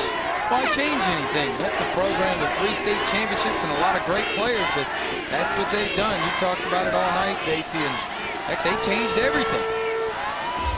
Locker rooms, weight room, everything. It worked, didn't it? 14-0 right now and got the lead in the 5A title game. Griffin's going to throw this one out there. Eric Jeans there and almost breaking up and trying to knock down that football, but Eric Jean pulls it in. Nice grab. Wow, this was almost a big play. I almost put the kiboshi on my man Chris Griffen as Kenneth Thompson came up and closed for the tackle, but if he looks at the football, I'm not sure that's not a pick six, and we got a different football game right now. Kenneth Thompson, the senior, 5'8", 160-pounder. Third quarter action here in the 5A final from Polk County. The Lakeland Dreadnaughts, and from Broward, the 954, it's St. Thomas Aquinas.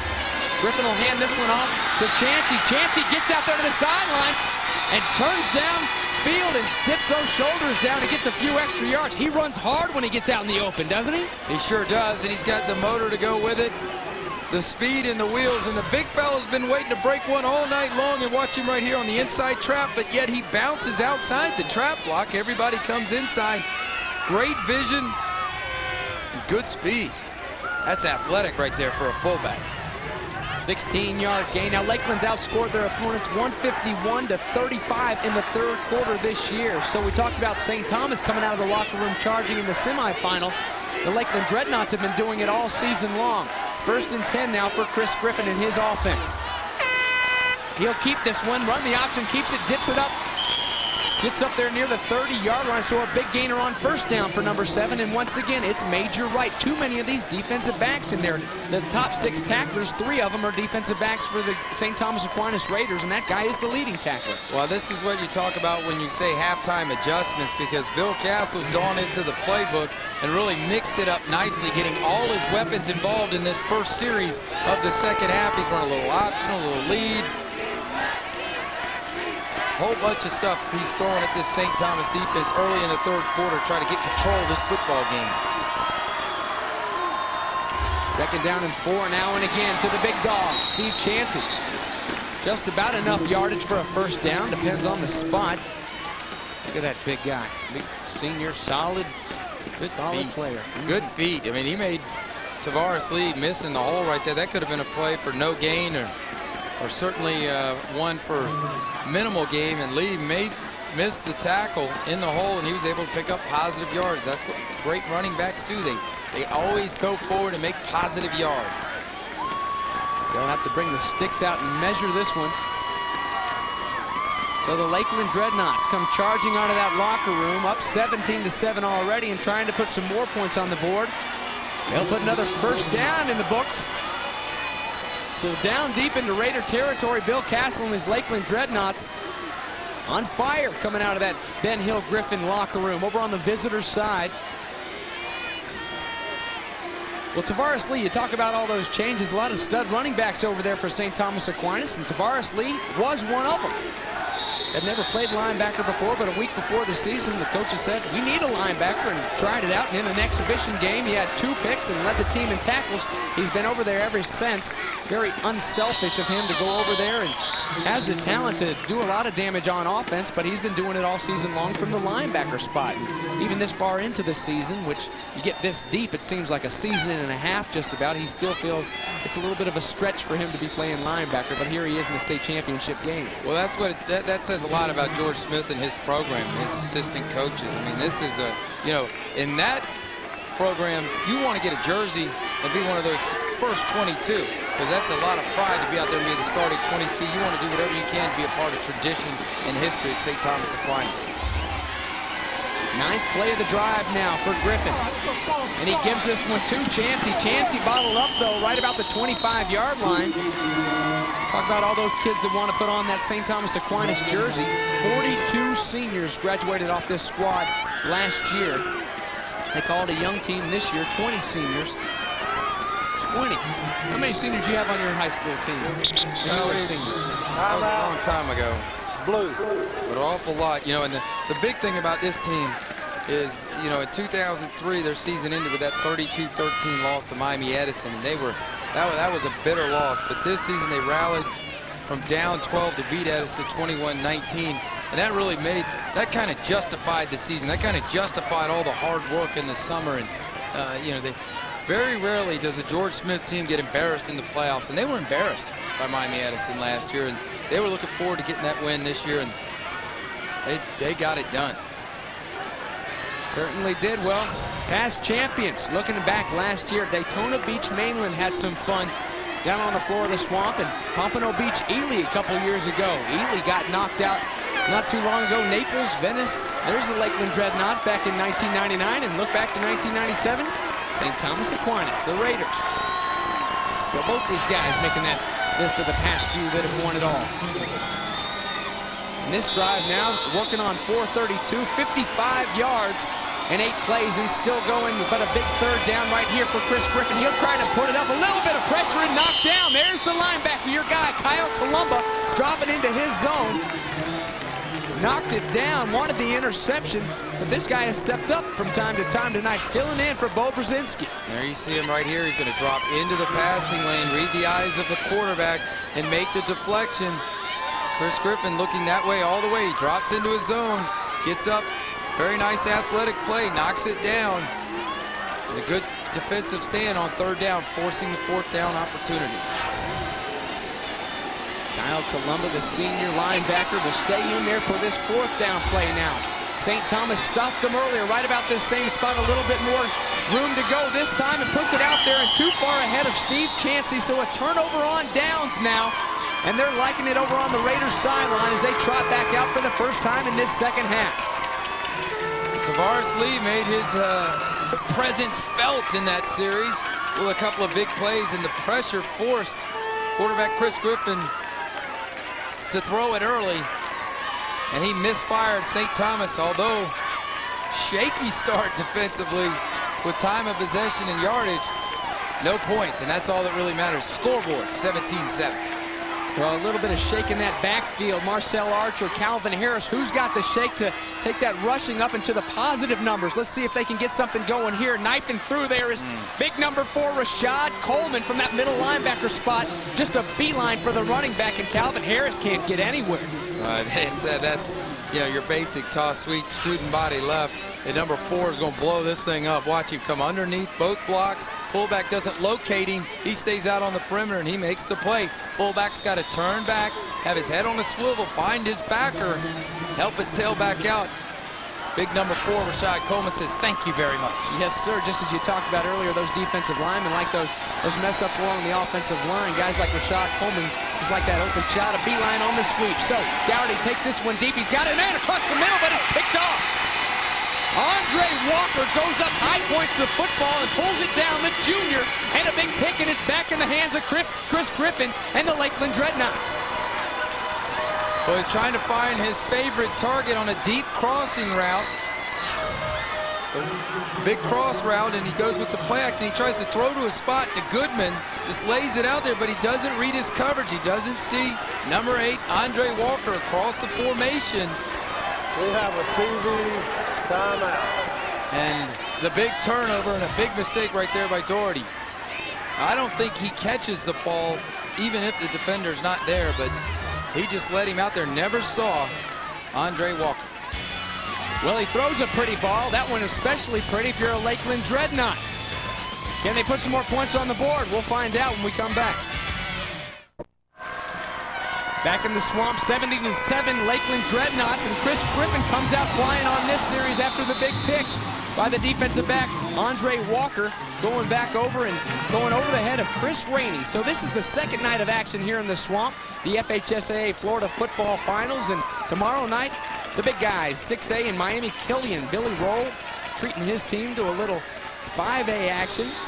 Here tonight, watching the Lakeland Dreadnaughts and St. Thomas Aquinas Raiders go out. One of the top recruits in the nation at defensive back, Demetrius Morley, playing for Miami Killian. They got a big win over Carroll City last week. Defending state champion Carroll City Chiefs. It's hard to run with those Chiefs. Second and 10 right now. It's been hard to run with Chris Griffen. And running this one is Steve Chancey. Chancey across the 50, slides down the 40-yard line, and it's a first down for the big running back from Lakeland. Showing a little escapability getting outside. The big fella's loading it up here in the third quarter.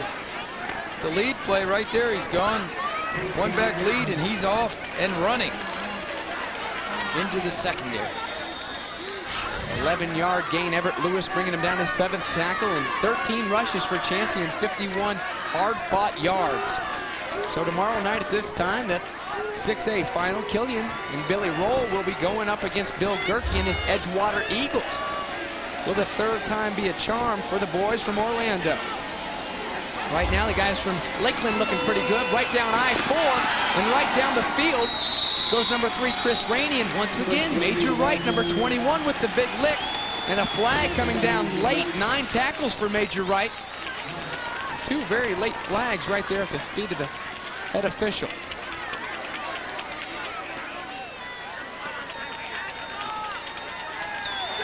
We're on Lakeland. This is going to be a big chunk back the other way, just what Bill Castle didn't want. So they'll talk it over with Kyle COLOMBA. Wow, everything's going your way, Brady, and then you get the big hiccup like this. This isn't what you like to see. Dead ball, personal foul, on the offense, second down. Changed it from holding to personal foul, but Bill Castle's got to be a little bit nervous right now because his team has thoroughly dominated this game statistically. Twice having scoring chances in the red zone area and coming away with nothing, and only lead a very, very good and savvy St. Thomas team by 10. He'd love to get another score on that scoreboard. Gets the Raiders. Chancey and Rainey behind Griffen. This one will go to Chris Rainey. Number 3 skirts out in a big hole, and there he goes. He makes up the penalty and gets a first down and a touchdown for number 3. Nobody touches Chris Rainey. 49 yards later, and the Lakeland Dreadnaughts are on their feet over in the east side of the Swamp. I think he burned a hole in the bottom of the field. He was so fast. Chris Rainey, 49 yards, shot out of there like a cannon. Right off the battleship that is the Dreadnought and into the end zone for Lakeland. Watch him right here. It's just a draw play. It's a great block out there by Chancey, the fullback, and then watch him smell it and turn on the afterburners to pay dirt.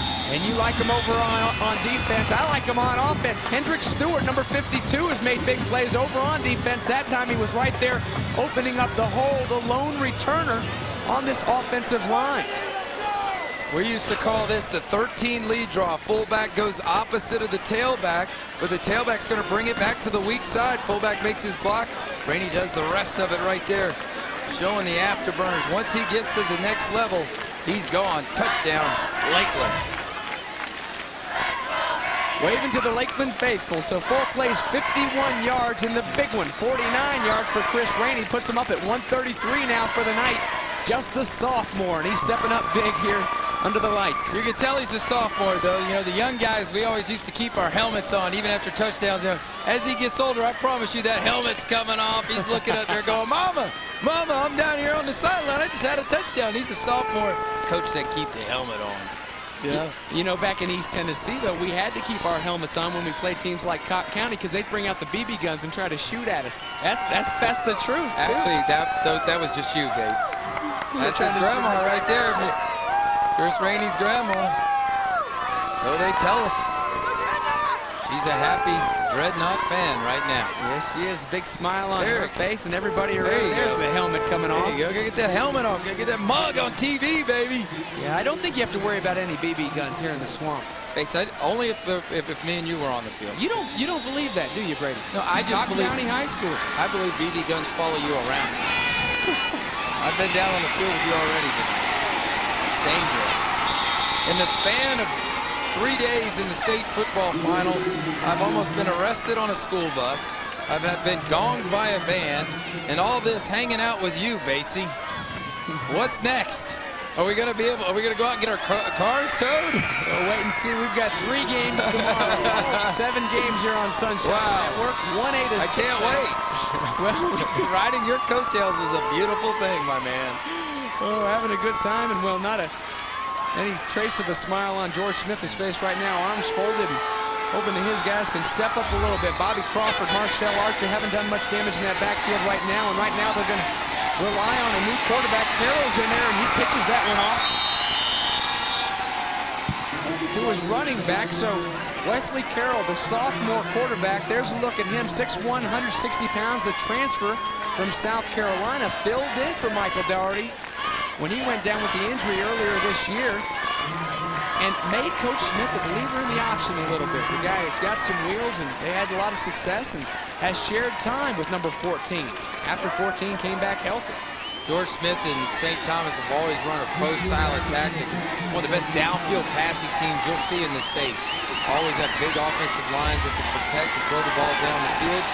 Adding the option a little bit, but not on this play. Not on this one.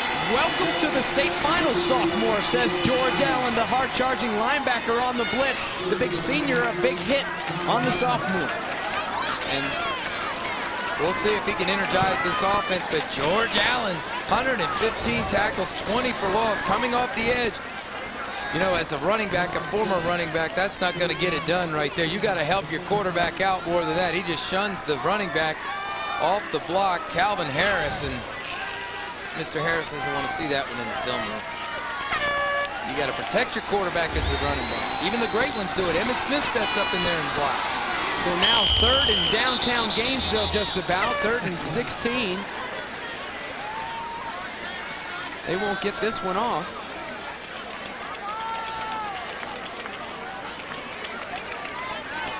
Well, 3rd and 11. How about a little bit of help from the guys in orange? So Bill Castle wants to know who was guilty of that one. Coach Castle knows it's a long way from over. Dead ball, encroachment on the defense, 5-yard penalty, repeat 3rd down. So you ever been to a game down there in Lakeland, Brady? I have not, and I hear it is quite a treat. It is. It is. It's they've got the cannons going off the little ship. They got a bell there that's on loan from the U.S. Navy, 93 years old. 3rd down and 11 now for the Raiders and the sophomore quarterback. He lets this one sling. A little bit short, though. Intended for Stephen Brown, the junior wide receiver, can't come back and get it. Thrown short, so bringing up 4th down now. And out trots Christopher Rodriguez. Punt this one away. Well, St. Thomas really is on their heels now. This is a proud program and a special season, but they're on their heels right now. They need something special to happen offensively. They just can't get it done. 17 total yards against this outstanding and fast Lakeland defense on the night. They need a turnover. They need a short field. They need something good to happen for them to energize this offense. Speaking of fast, number 3, Chris Rainey waits on this punt. Back at his own 35, going to take a few steps back and let this one roll by. So St. Thomas Aquinas, 12-1 on the season.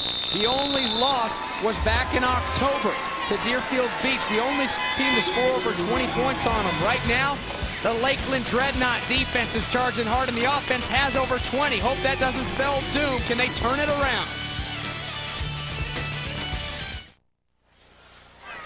Back in the swamp, 3rd quarter action in the 5A final. State of Florida, the best of the best. Lakeland Dreadnaughts and St. Thomas Aquinas Raiders. The Dreadnaughts have the big lead, and they have the ball. Chris Griffen, Steve Chancey, and Chris Rainey back there. And this one's going to go to Chris Rainey. Try to get out there to the side.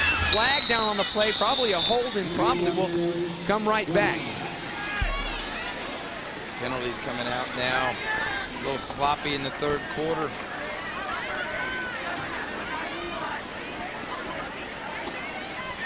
For St. Thomas, you want to keep them right here. Keep them right backed up against the goal line. See if you can get a big play in the special teams. Possibly some good field position, short field, and try to come out and hit some big plays and get right back in this thing. It's a long way from over, Batesy. Yes, indeed. 266 and 67. The record for Bill Castle, the 5A Coach of the Year. Coaching them up hard right now. Holding on the offense, half the distance to the goal, repeat first down. What do you think Coach Castle's trophy room looks like? With all the awards and games he's won and game balls he's probably gotten at Lakeland. Well, it's not at school anymore. If he had it up there, the way they changed things around after that 6-4 record last year, the thought of it just pushes them hard, and pushing hard right now. Jamar Taylor trying to get up there and get a little bit of yards, but dropped in his own backfield, though. I bet you could go to both these coaches' house, find their, everybody's got the room. You got the room that the kids don't use, where you put your awards and your trophies and pictures and stuff. I bet both these guys got a room full of awards and plaques and trophies for all the things they've done for their two programs. What a mean dad, Brady. You don't let your kids use all the rooms in your house. Kids don't use that room. That's my room, Daddy's room. Absolutely. They stay out of my office. 2nd down and 18 now. The draw play. Busting out is Chris Rainey. A nice little spin move. Tries to put the hand down and stay up, and he's angry at himself, but a big chunk for him, getting it up near the 20-yard line. So returning to dominance. That's what the Lakeland Dreadnaughts are trying to do here tonight. They had the shirts printed up, Brady. Yeah, those are good-looking shirts, too, and right now they're returning to dominance. This is after a 6-4 year last year, and that's not going to get it done at Lakeland. That's not acceptable. Took down all the awards and everything and said, hey, we're going to start anew this year. You guys need to return us to dominance. Not only have they done that, they've dominated. The entire county, Polk County, has been pretty dominant this year. Kathleen and Auburndale up years once again. After the down year for Lakeland last year, they're back to the state championship game. Chris Griffen will call a timeout. Actually, 3 Polk County schools here this weekend. We saw Lake Gibson go down at the hands of the Auburndale Hawks. Red. Last night in the 4A final, in the 1A final, Coach Mike Hayden, his Fort Meade Miners, finally get that elusive state title, taking it home against Bluntstown. What a heck of a game we had in 1A, and Polk County as a whole. You look back at Bartow and Frostproof, they both have 3 titles just like Lakeland. All the stud athletes that have come out of there, Tracy McGrady, the basketball player, not just the football players like Ray Lewis and Freddie Mitchell, but all up and down across that county. There's some studs over there playing. That is becoming a fast-growing football hotbed, and you really look at the state of Florida. It doesn't matter what classification you come out of. You're going to play some great teams. I mean, you're going to come out of a great region. When you get 3 or 4 or 5 teams and within 25 miles of each other like that, that's something Polk County can be very proud of. It's kind of like a pride issue. Like in Miami, whoever comes out of the 6A in Miami comes out as the state champion of Miami. And there's a lot of pride there, and Polk County is developing that pride with all these great teams in that area. The best of the bottom. The best of the bottom will play tomorrow night in the 6A final. And there's 3rd down, getting across the 20, but not enough for a first down is Chris Rainey. So coming up with the stop here now, down 24-7. The Raider defense makes a stand, but can that offense come back out on the field and do something with it? Special teams. How about a break in the special teams? Taking advantage. George Smith's coaching enough football games. He may have something up his sleeve here before it's all said and done. Block punt, big punt return, anything. Goodman's been very quiet tonight. Richard Goodman at the receiver position. He's their playmaker. Almost didn't have to make a play. A lot of guys there in the face, and Goodman puts it down on the turf. This one's scooped up. That's number 11, George Allen. He's going to try to outrace everybody to the house, and finally pulling him down is the guy that dropped it, Richard Goodman. But the damage is done. The Lakeland Dreadnaughts. There's the big play you were looking for on special teams, Brady. But it came for the guys wearing the orange, not the guys wearing the navy blue. Please forgive me, Mr. and Mrs. Goodman. I did not mean to jinx your son. He is an outstanding player, and He fumbles it right here. Never gets a chance to put it away. Now, in high school football, I'm not sure if they're going to consider this a muff or not. If they're going to consider he had possession and a fumble. Red ball. If he's got possession and fumbles, they can advance it to that point. They're going to rule it a muff, I believe. And at that point, the ball is dead where they recover it, bringing it back out to the 40. Well, helping out with that muff a little bit is Alex Hamilton, the defensive lineman, senior, getting down there on that punt cover team, helping to knock it out into the hands of the senior linebacker. The leading tackler on this team with the 132 and 4 sacks coming in, but no plays quite as big as that one. Picking it up and putting it back in the hands of his offense. Richard Goodman just trying probably to make too much happen and leaving without securing the football, and that one really hurts for the Raiders. They're trying to go right back at him now. Rainey and the Lakeland Dreadnaughts. Rainey can't get to the sideline this time. And Everett Lewis throws him out of bounds. Rainey reminds me of a little bit smaller Leon Washington out of Florida State. He's deceptively strong, fast, can run inside between the tackles, and also can take it outside. Only a sophomore, but boy, he's got the number and the look of an outstanding player over in Tallahassee, and a class kid out of Jacksonville, Leon Washington. Kevin Sullivan, his high school coach, is here at the Swamp this weekend, helping out with some radio calling. Heck of a high school football coach. Leon Washington is a quality person, and he comes from a quality program. Kevin Sullivan, 2 quality programs going at it on the floor of the Swamp tonight. The Raiders in the gold helmets, and in the black helmets, the Lakeland Dreadnaughts. Some defense being played and some offense by the Dreadnaughts. 24-7 in the 4th quarter to come when we come back here on Sunshine Network.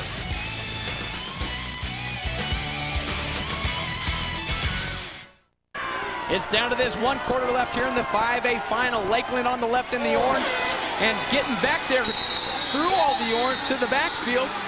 In the blue jersey, St. Thomas Aquinas trailing right now in this 4th quarter. There's Tavares Lee, the running back, transferred over to the linebacker position, making the big hit right there. Before the season, he was a running back, and a heck of a running back at that, and making the big stop there, his 5th tackle on the night. So, will guys like Tavares Lee and that defense for the Raiders step up and make a big play and put his Raiders back in this game, or will those Lakeland Dreadnaughts return to dominance? That's what they're calling for all season long. 14-0 right now, 12-1 for the Raiders on the other side of the field, but time's running out and they need to step up and make a big play. 3rd and 12 for them right here. Griffin's going to drop back and throw this one over the head of his receiver. Looking for number 9, Eric Jean over there. Well over his head, no chance to make a play, so 4th down now coming up. And William Chappell, or Justin Burdett, the punter, will trot onto the field.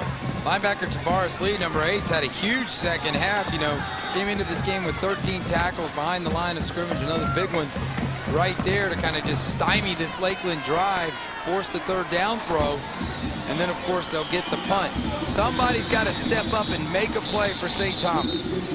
Anything to energize them. If they can get it within 2 scores, they got a chance. Blue. Ooh, that's one you don't want to burn, and I don't know if they'd have had too many men on the field, but you hate to burn that timeout when you're the team behind. And now only 1 timeout left for St. Thomas, and they're 3 scores behind. Saw a little bit of trouble with communication earlier, special teams-wise. The Madison County Cowboys, what a game that was. The 2A final, Madison County and Immokalee. A couple great coaches down there leading their charge, and John Weber took home the state championship in 2A. George Smith and his assistant coaches. Now, most of these guys played for him here.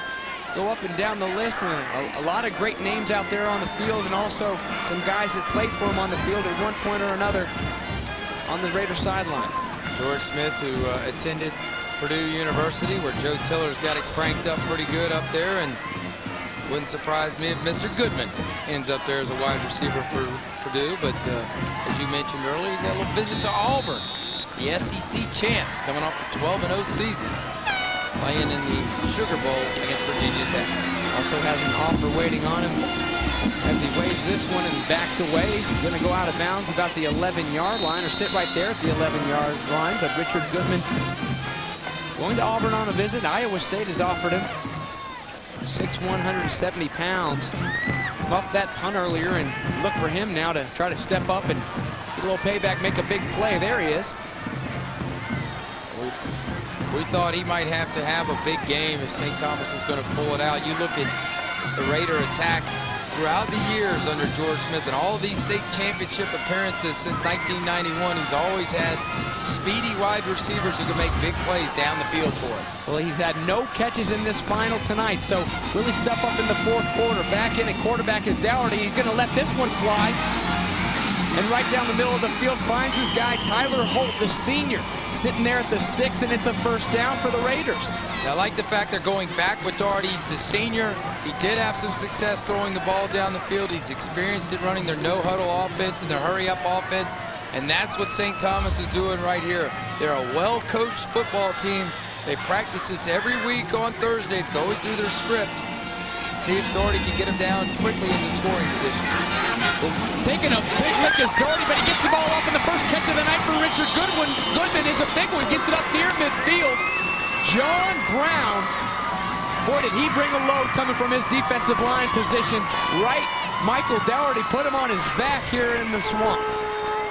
Well, I don't know if there was a miscommunication in the route. The spacing wasn't real good like you would like it for Coach George Smith, but he finds the deep curl route, finds his #1 target, and he's off the schneid with his first catch, Goodman. 19 yards and find a little bit of momentum until this happens. And here comes number 52.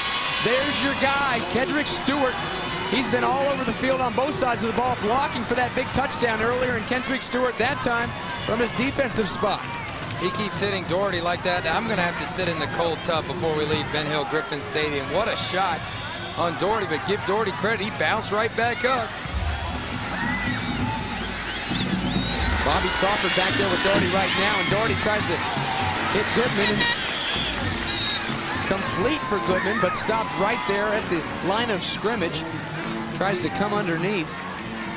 I like this tempo for St. Thomas. I don't know if it's a little too late. I mean, now they're in 3rd and 20 situation, so that if you're thinking 4 downs, just try to pick up half of it right here and give yourself a shot on 4th down. It is good to see the hurry-up offense. A few teams have needed it this weekend, but haven't run it. Here's Dougherty, puts it up there, going up to grab it is Tyler Holt, but he's hit just as he gets his hands on it by Troy Johnson coming over from his free safety spot, and the junior knocks the ball away. So a big stop on 3rd down now, and out comes the punting crew for the Raiders. I think Andre Walker may have lodged the ball loose by going low. Troy Johnson going high and unable to make the catch, and they're going to punt it away. Boy, that was a promising drive. And George Smith's not giving up anything right now, but with it 4th and 20, your percentages of getting that are very, very low. Promising until you saw number 52, KENDRICK Stewart, pop back there, almost untouched in the backfield. And wow, what a punt, Christopher Rodriguez. Nobody back there, in punt safe with the Lakeland Dreadnaughts. Well, a little bit of a hustle down there. Good hustle, but if you let it roll a little bit closer to that goal line, it was heading that way. So a 57-yard punt for Christopher Rodriguez. 40.4 average, 15 inside the 20. Make that one more now. A heck of a punt, but you need a big play now with 9:14 left in this game, down 24-7 from your defense. Are you tired of listening to the sports writer who thinks he knows everything? Sports Talk Live is your chance to interact with Florida's most opinionated sports media. Email the experts at STL@sunshinenetwork.com and then tune in to Sunshine for Sports Talk Live. Check local listings or sunshinenetwork.com for air dates. What about the sports radio host who thinks he knows everything? Yeah, I'm tired of that guy, especially up here Gainesville, Ocala, that Brady Ackerman dude. I don't know what he's talking about. Well, this guy, I know what he's doing down on the floor. Steve Chancey, the senior running back, has been running hard all night long. Might be talking about him the next 4 years, the way he's playing tonight. He's had a big second half. I mean, he's really set the tempo for the running game. The big fella, a little bit quiet the first half, but he's stepping up in the big half, in the second half with some big runs. A 9-yard gain right there. So with their backs to the goal line, it doesn't faze Chris Griffen and his offense as he charges back out, looking at a 2nd and 1 and looking at that clock running down a little bit right now. going down below 8:30 now left in this ball game. 24-7, the Knots on top, and right back to number 2, Chancey. And right back at it, up the field he goes, a first down and then some, barreling right through that St. Thomas Aquinas Raider defense. Everett Lewis finally there on the stop, but from his safety spot. Inside trap once again, he comes up in there, and when it's late in the football game and you're down 17, the last thing you want to see is big Mr. Steve Chancey, 5'10", 237 pounds, come rolling at you like a steamroller. Look at that second half. 8 for 56. That makes 7 yards per carry. Pretty impressive stuff in the second half. Well, and this might be the guy that stepped up to meet Steve Chancey. It is Everett Lewis. He's been holding his shoulder a little bit on the last few tackles, and he's been in on quite a few, which is another thing you don't like to see, Brady, is your safety is the leading tackler. The junior, number 24, wiggling around a little bit there on the floor of Ben Hill Griffin Stadium. And while he's down and the St. Thomas Aquinas training staff sees that him, we'll step away. So 24-7, and we'll have the rest of the action when we come back. So while we were gone, Everett Lewis gets over there to the sidelines, but still in a little bit of pain and shaking his head. He wants to go back out there probably. Junior. So number 25 now, Jamar Taylor, the sophomore running back behind Chris Griffen. And he'll take this football. Flag on the play as Taylor picks up a couple, but the flag up in front of the Lakeland bench.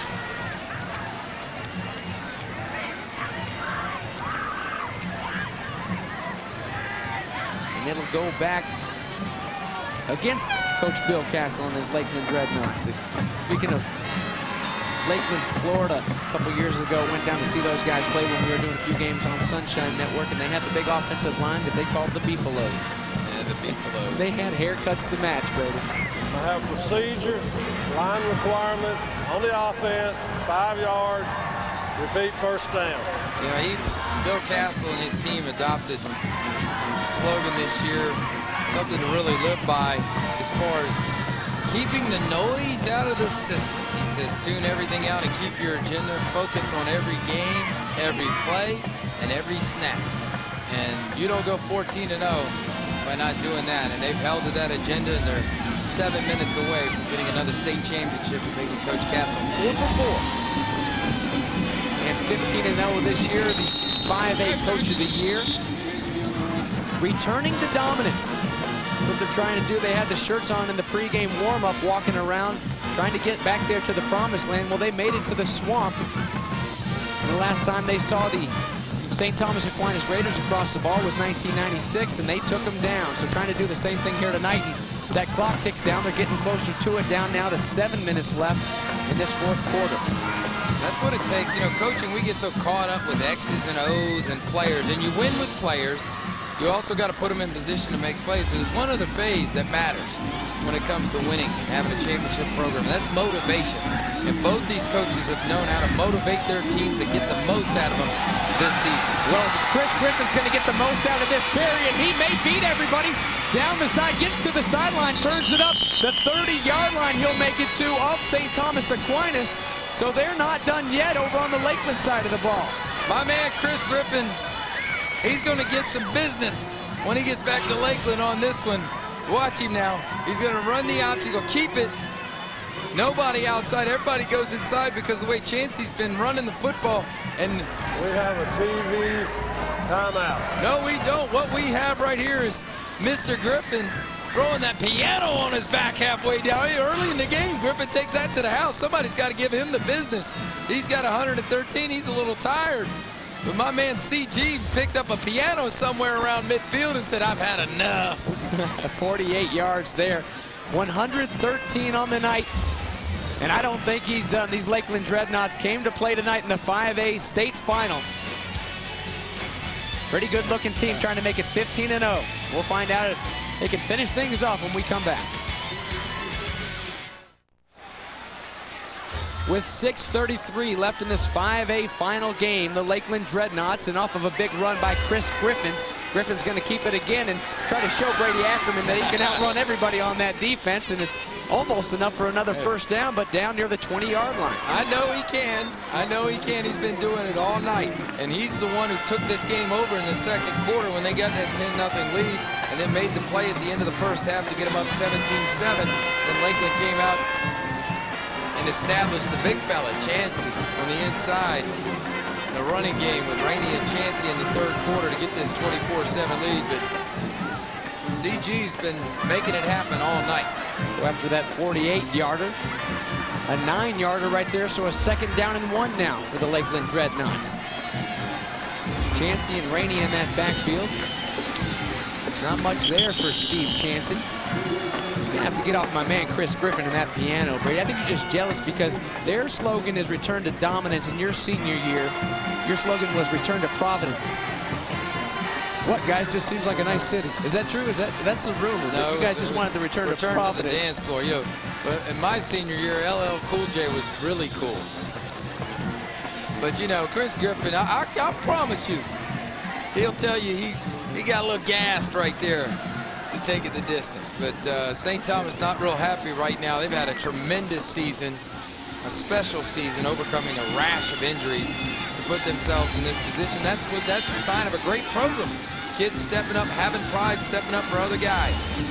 They just run into a great Lakeland team tonight. And a great running back there. One more time for Steve Chancey. Well, they've gone to him quite a bit. Steve Chancey and Chris Rainey. Big combo back there in the backfield, and when they're not busting it out, it's a senior quarterback, Chris Griffen. So 2 seniors back there playing their last game for Lakeland High School in this storied program. Chris Griffen and Steve Chancey. Chris Rainey, though, just a sophomore. Up front, you've got Kendrick Stewart, who's a senior. He's gone. Tim Warner, he's gone. And Isaac Johnson, the tight end, also blocking up front, number 5. So again, second down and 1 now at the 10-yard line for Lakeland. And here come the Raiders into the backfield, tackle for loss. You talk about Kendrick Stewart, one of the top prospects in the country, the Gators, the Knolls, just sign them up. Everybody loves this guy, offensively and defensively. And in this day and age, if you can find a kid who can put his hand on the ground and get after it on the inside at defensive tackle and has the size and the quickness, you want to sign him up quick and play him quick. And I think he'll play at the next level as a 3 technique, possibly a nose. Number 52 right there.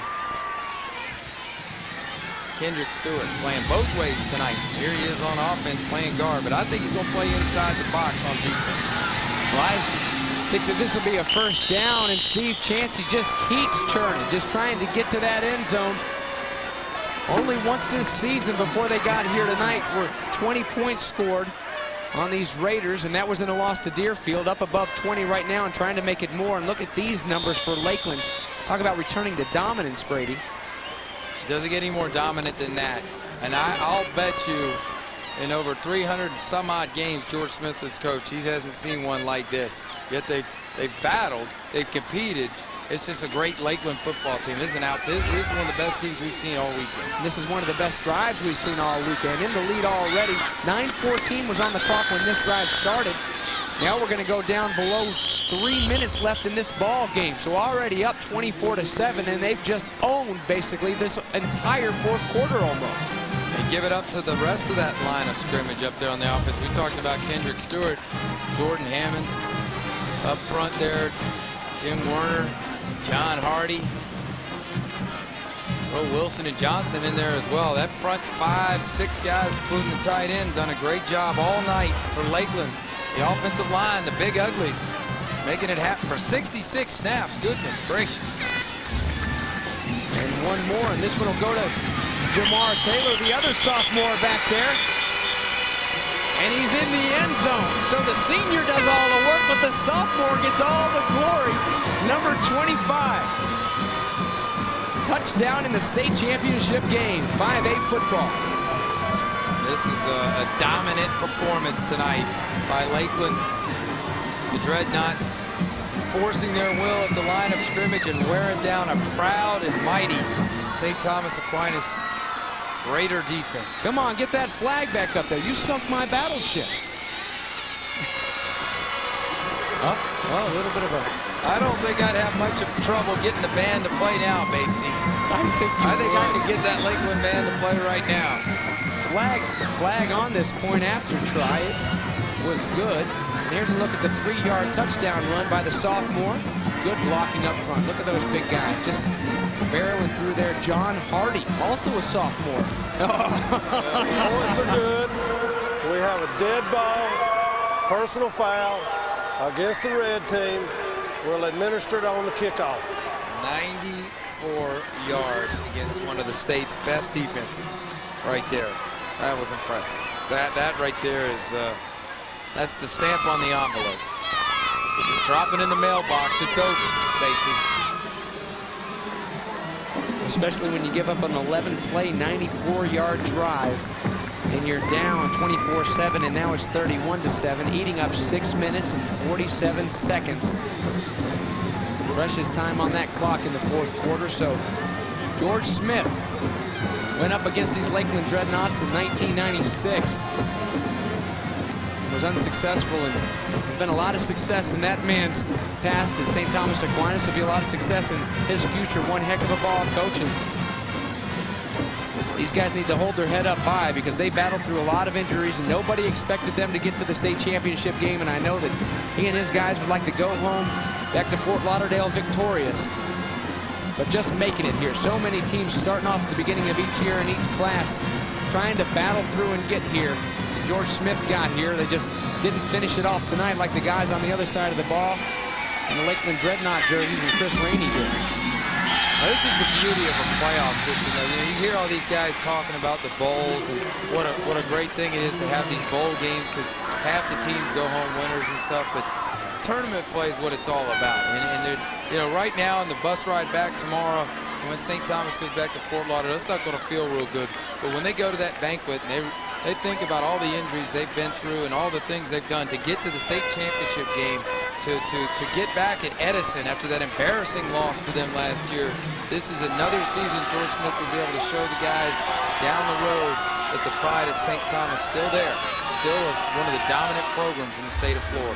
Well, and you talk about the future too, and Wesley Carroll, the future quarterback, number 13 in now, and he's going to let one fly. He's done it with his legs a lot this year. Tries to get it up there to the big senior. Richard Goodman goes up for it. Can't pull it down, so a nice looking ball. So Wesley Carroll showing that he can do it through the air as well. But Marcel Archer, just a junior at running back, he'll be back. Bobby Crawford, we saw him with a big kick return earlier in the game, and another look at that almost pass completion. Just let me go through this because I mean you're Mr. High School football. Follow me through this with the Dreadnaughts. They first of all they beat Chamberlain. They get to playoffs. They beat Palm Bay. Palm Bay obviously sent a ton of great players to Division I college football. Very good program. Then they knock off them. They knock off an undefeated Hillsborough team. They beat them. Then they beat Mainland, the defending champs. Knocked Jonathan Gardner out of the game. Tonight they're taking care of a very good program at St. Thomas Aquinas, the old hook and ladder. It's a tough run for Lakeland. Not only they get here, but they beat some awfully good teams. Well, Stephen Brown catches it on that hitch, or Philip Garner rather, number 4, and pitches it to Bobby Crawford. So not done yet, George Smith and his crew. Wesley Carroll take this one from the shotgun. Got that from the old Miami Dolphins against the San Diego Chargers. Was it Tony Nathan and...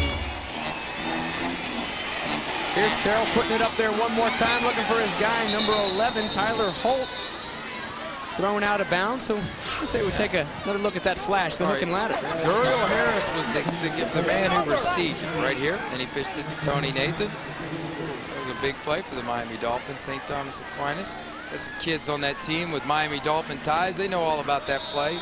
Still fighting and battling through the end, as you would expect for George Smith coach team. We talk about those older Miami Dolphins, the '82 team. 2 of the guys that played on that Super Bowl runner-up team. They lost to the Redskins that year, but A.J. Dewey, John Dewey, his son, plays on this team. And Bob Brzezinski, one of the killer bees, his son, Bo Brzezinski. Quite a linebacker for George Smith throughout his career here. And What a tough guy, just like his dad, the middle linebacker that isn't playing tonight because he had surgery on his elbow this past week. He broke his arm in the 7th game. Then he broke his thumb in the 3rd playoff game. And then in the last game, the semifinal against Sarasota Riverview, he chipped his elbow. And that was his last game because he went in for surgery. So a tough guy, the senior linebacker. They missed him a little bit tonight up the middle.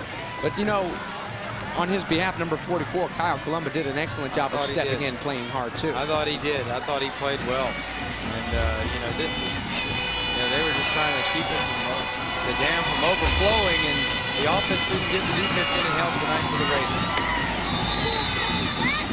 Darrell just winging that one out there and way over the head of the tall receiver, even Richard Goodman. He's had quite a year. He's got quite a college career coming up. Taking a visit in a couple of weeks to Auburn. The Auburn Tigers looking good.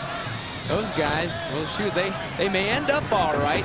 I know they'd like to be playing in the big game, the 1-2 game, but they do everything okay. The SEC may be represented there at the end of the year up at the top. BCS, baby, they're going to bring that to high school football? Hope not.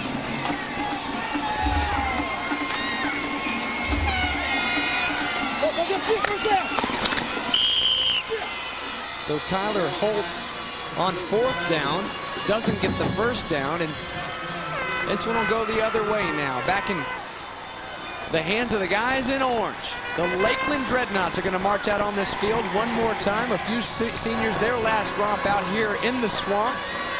And Bill Castle and those Lakeland Dreadnaughts victorious tonight. And this includes tonight here. 4 now for Bill Castle, 4 state championships. The most in Polk County. He's getting up there close with a few of the greats. Corky Rogers will be here this weekend. That's a pretty prestigious list right there now. Robbie Pruitt, Corky Rogers, Bill Castle. Welcome to some elite country. Elite company, excuse me. But they're in elite country in Florida. United States. Elite company right there. So Billy Lowe in there now, and you talk about Coach Pruitt, former Union County guy. They lost. Union County now, Buddy Noble's the head coach over there. They lost 2 weeks ago to Pensacola Catholic, and quite an upset over in the Panhandle. So tomorrow morning, not too far from Fort Lauderdale, is Pahokee sitting on the shores of Lake Okeechobee, and the Pahokee Blue Devils will take on Pensacola Catholic and Blair Castle. Number 19 now in at quarterback. So another Castle out on the field for the Lakeland Dreadnaughts, getting a few snaps here in the state championship game. Getting all the players in now. They had all kinds of subs. You got to get all this in here now, Batesy. They're just running them at you.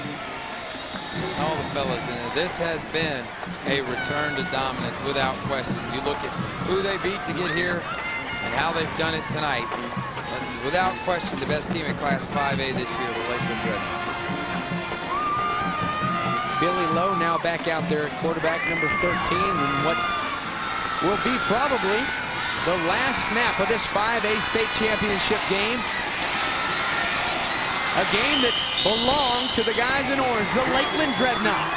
Year of 2004 FHSAA football state champions in the 5A class. And there's Bill Castle taking a ride on the shoulders of his guys. Wow. So much respect for their head ball coach. Hopping around him right now. What an outstanding job they did here in the swamp tonight. We'll be back to wrap things up in Gainesville. Don't go anywhere.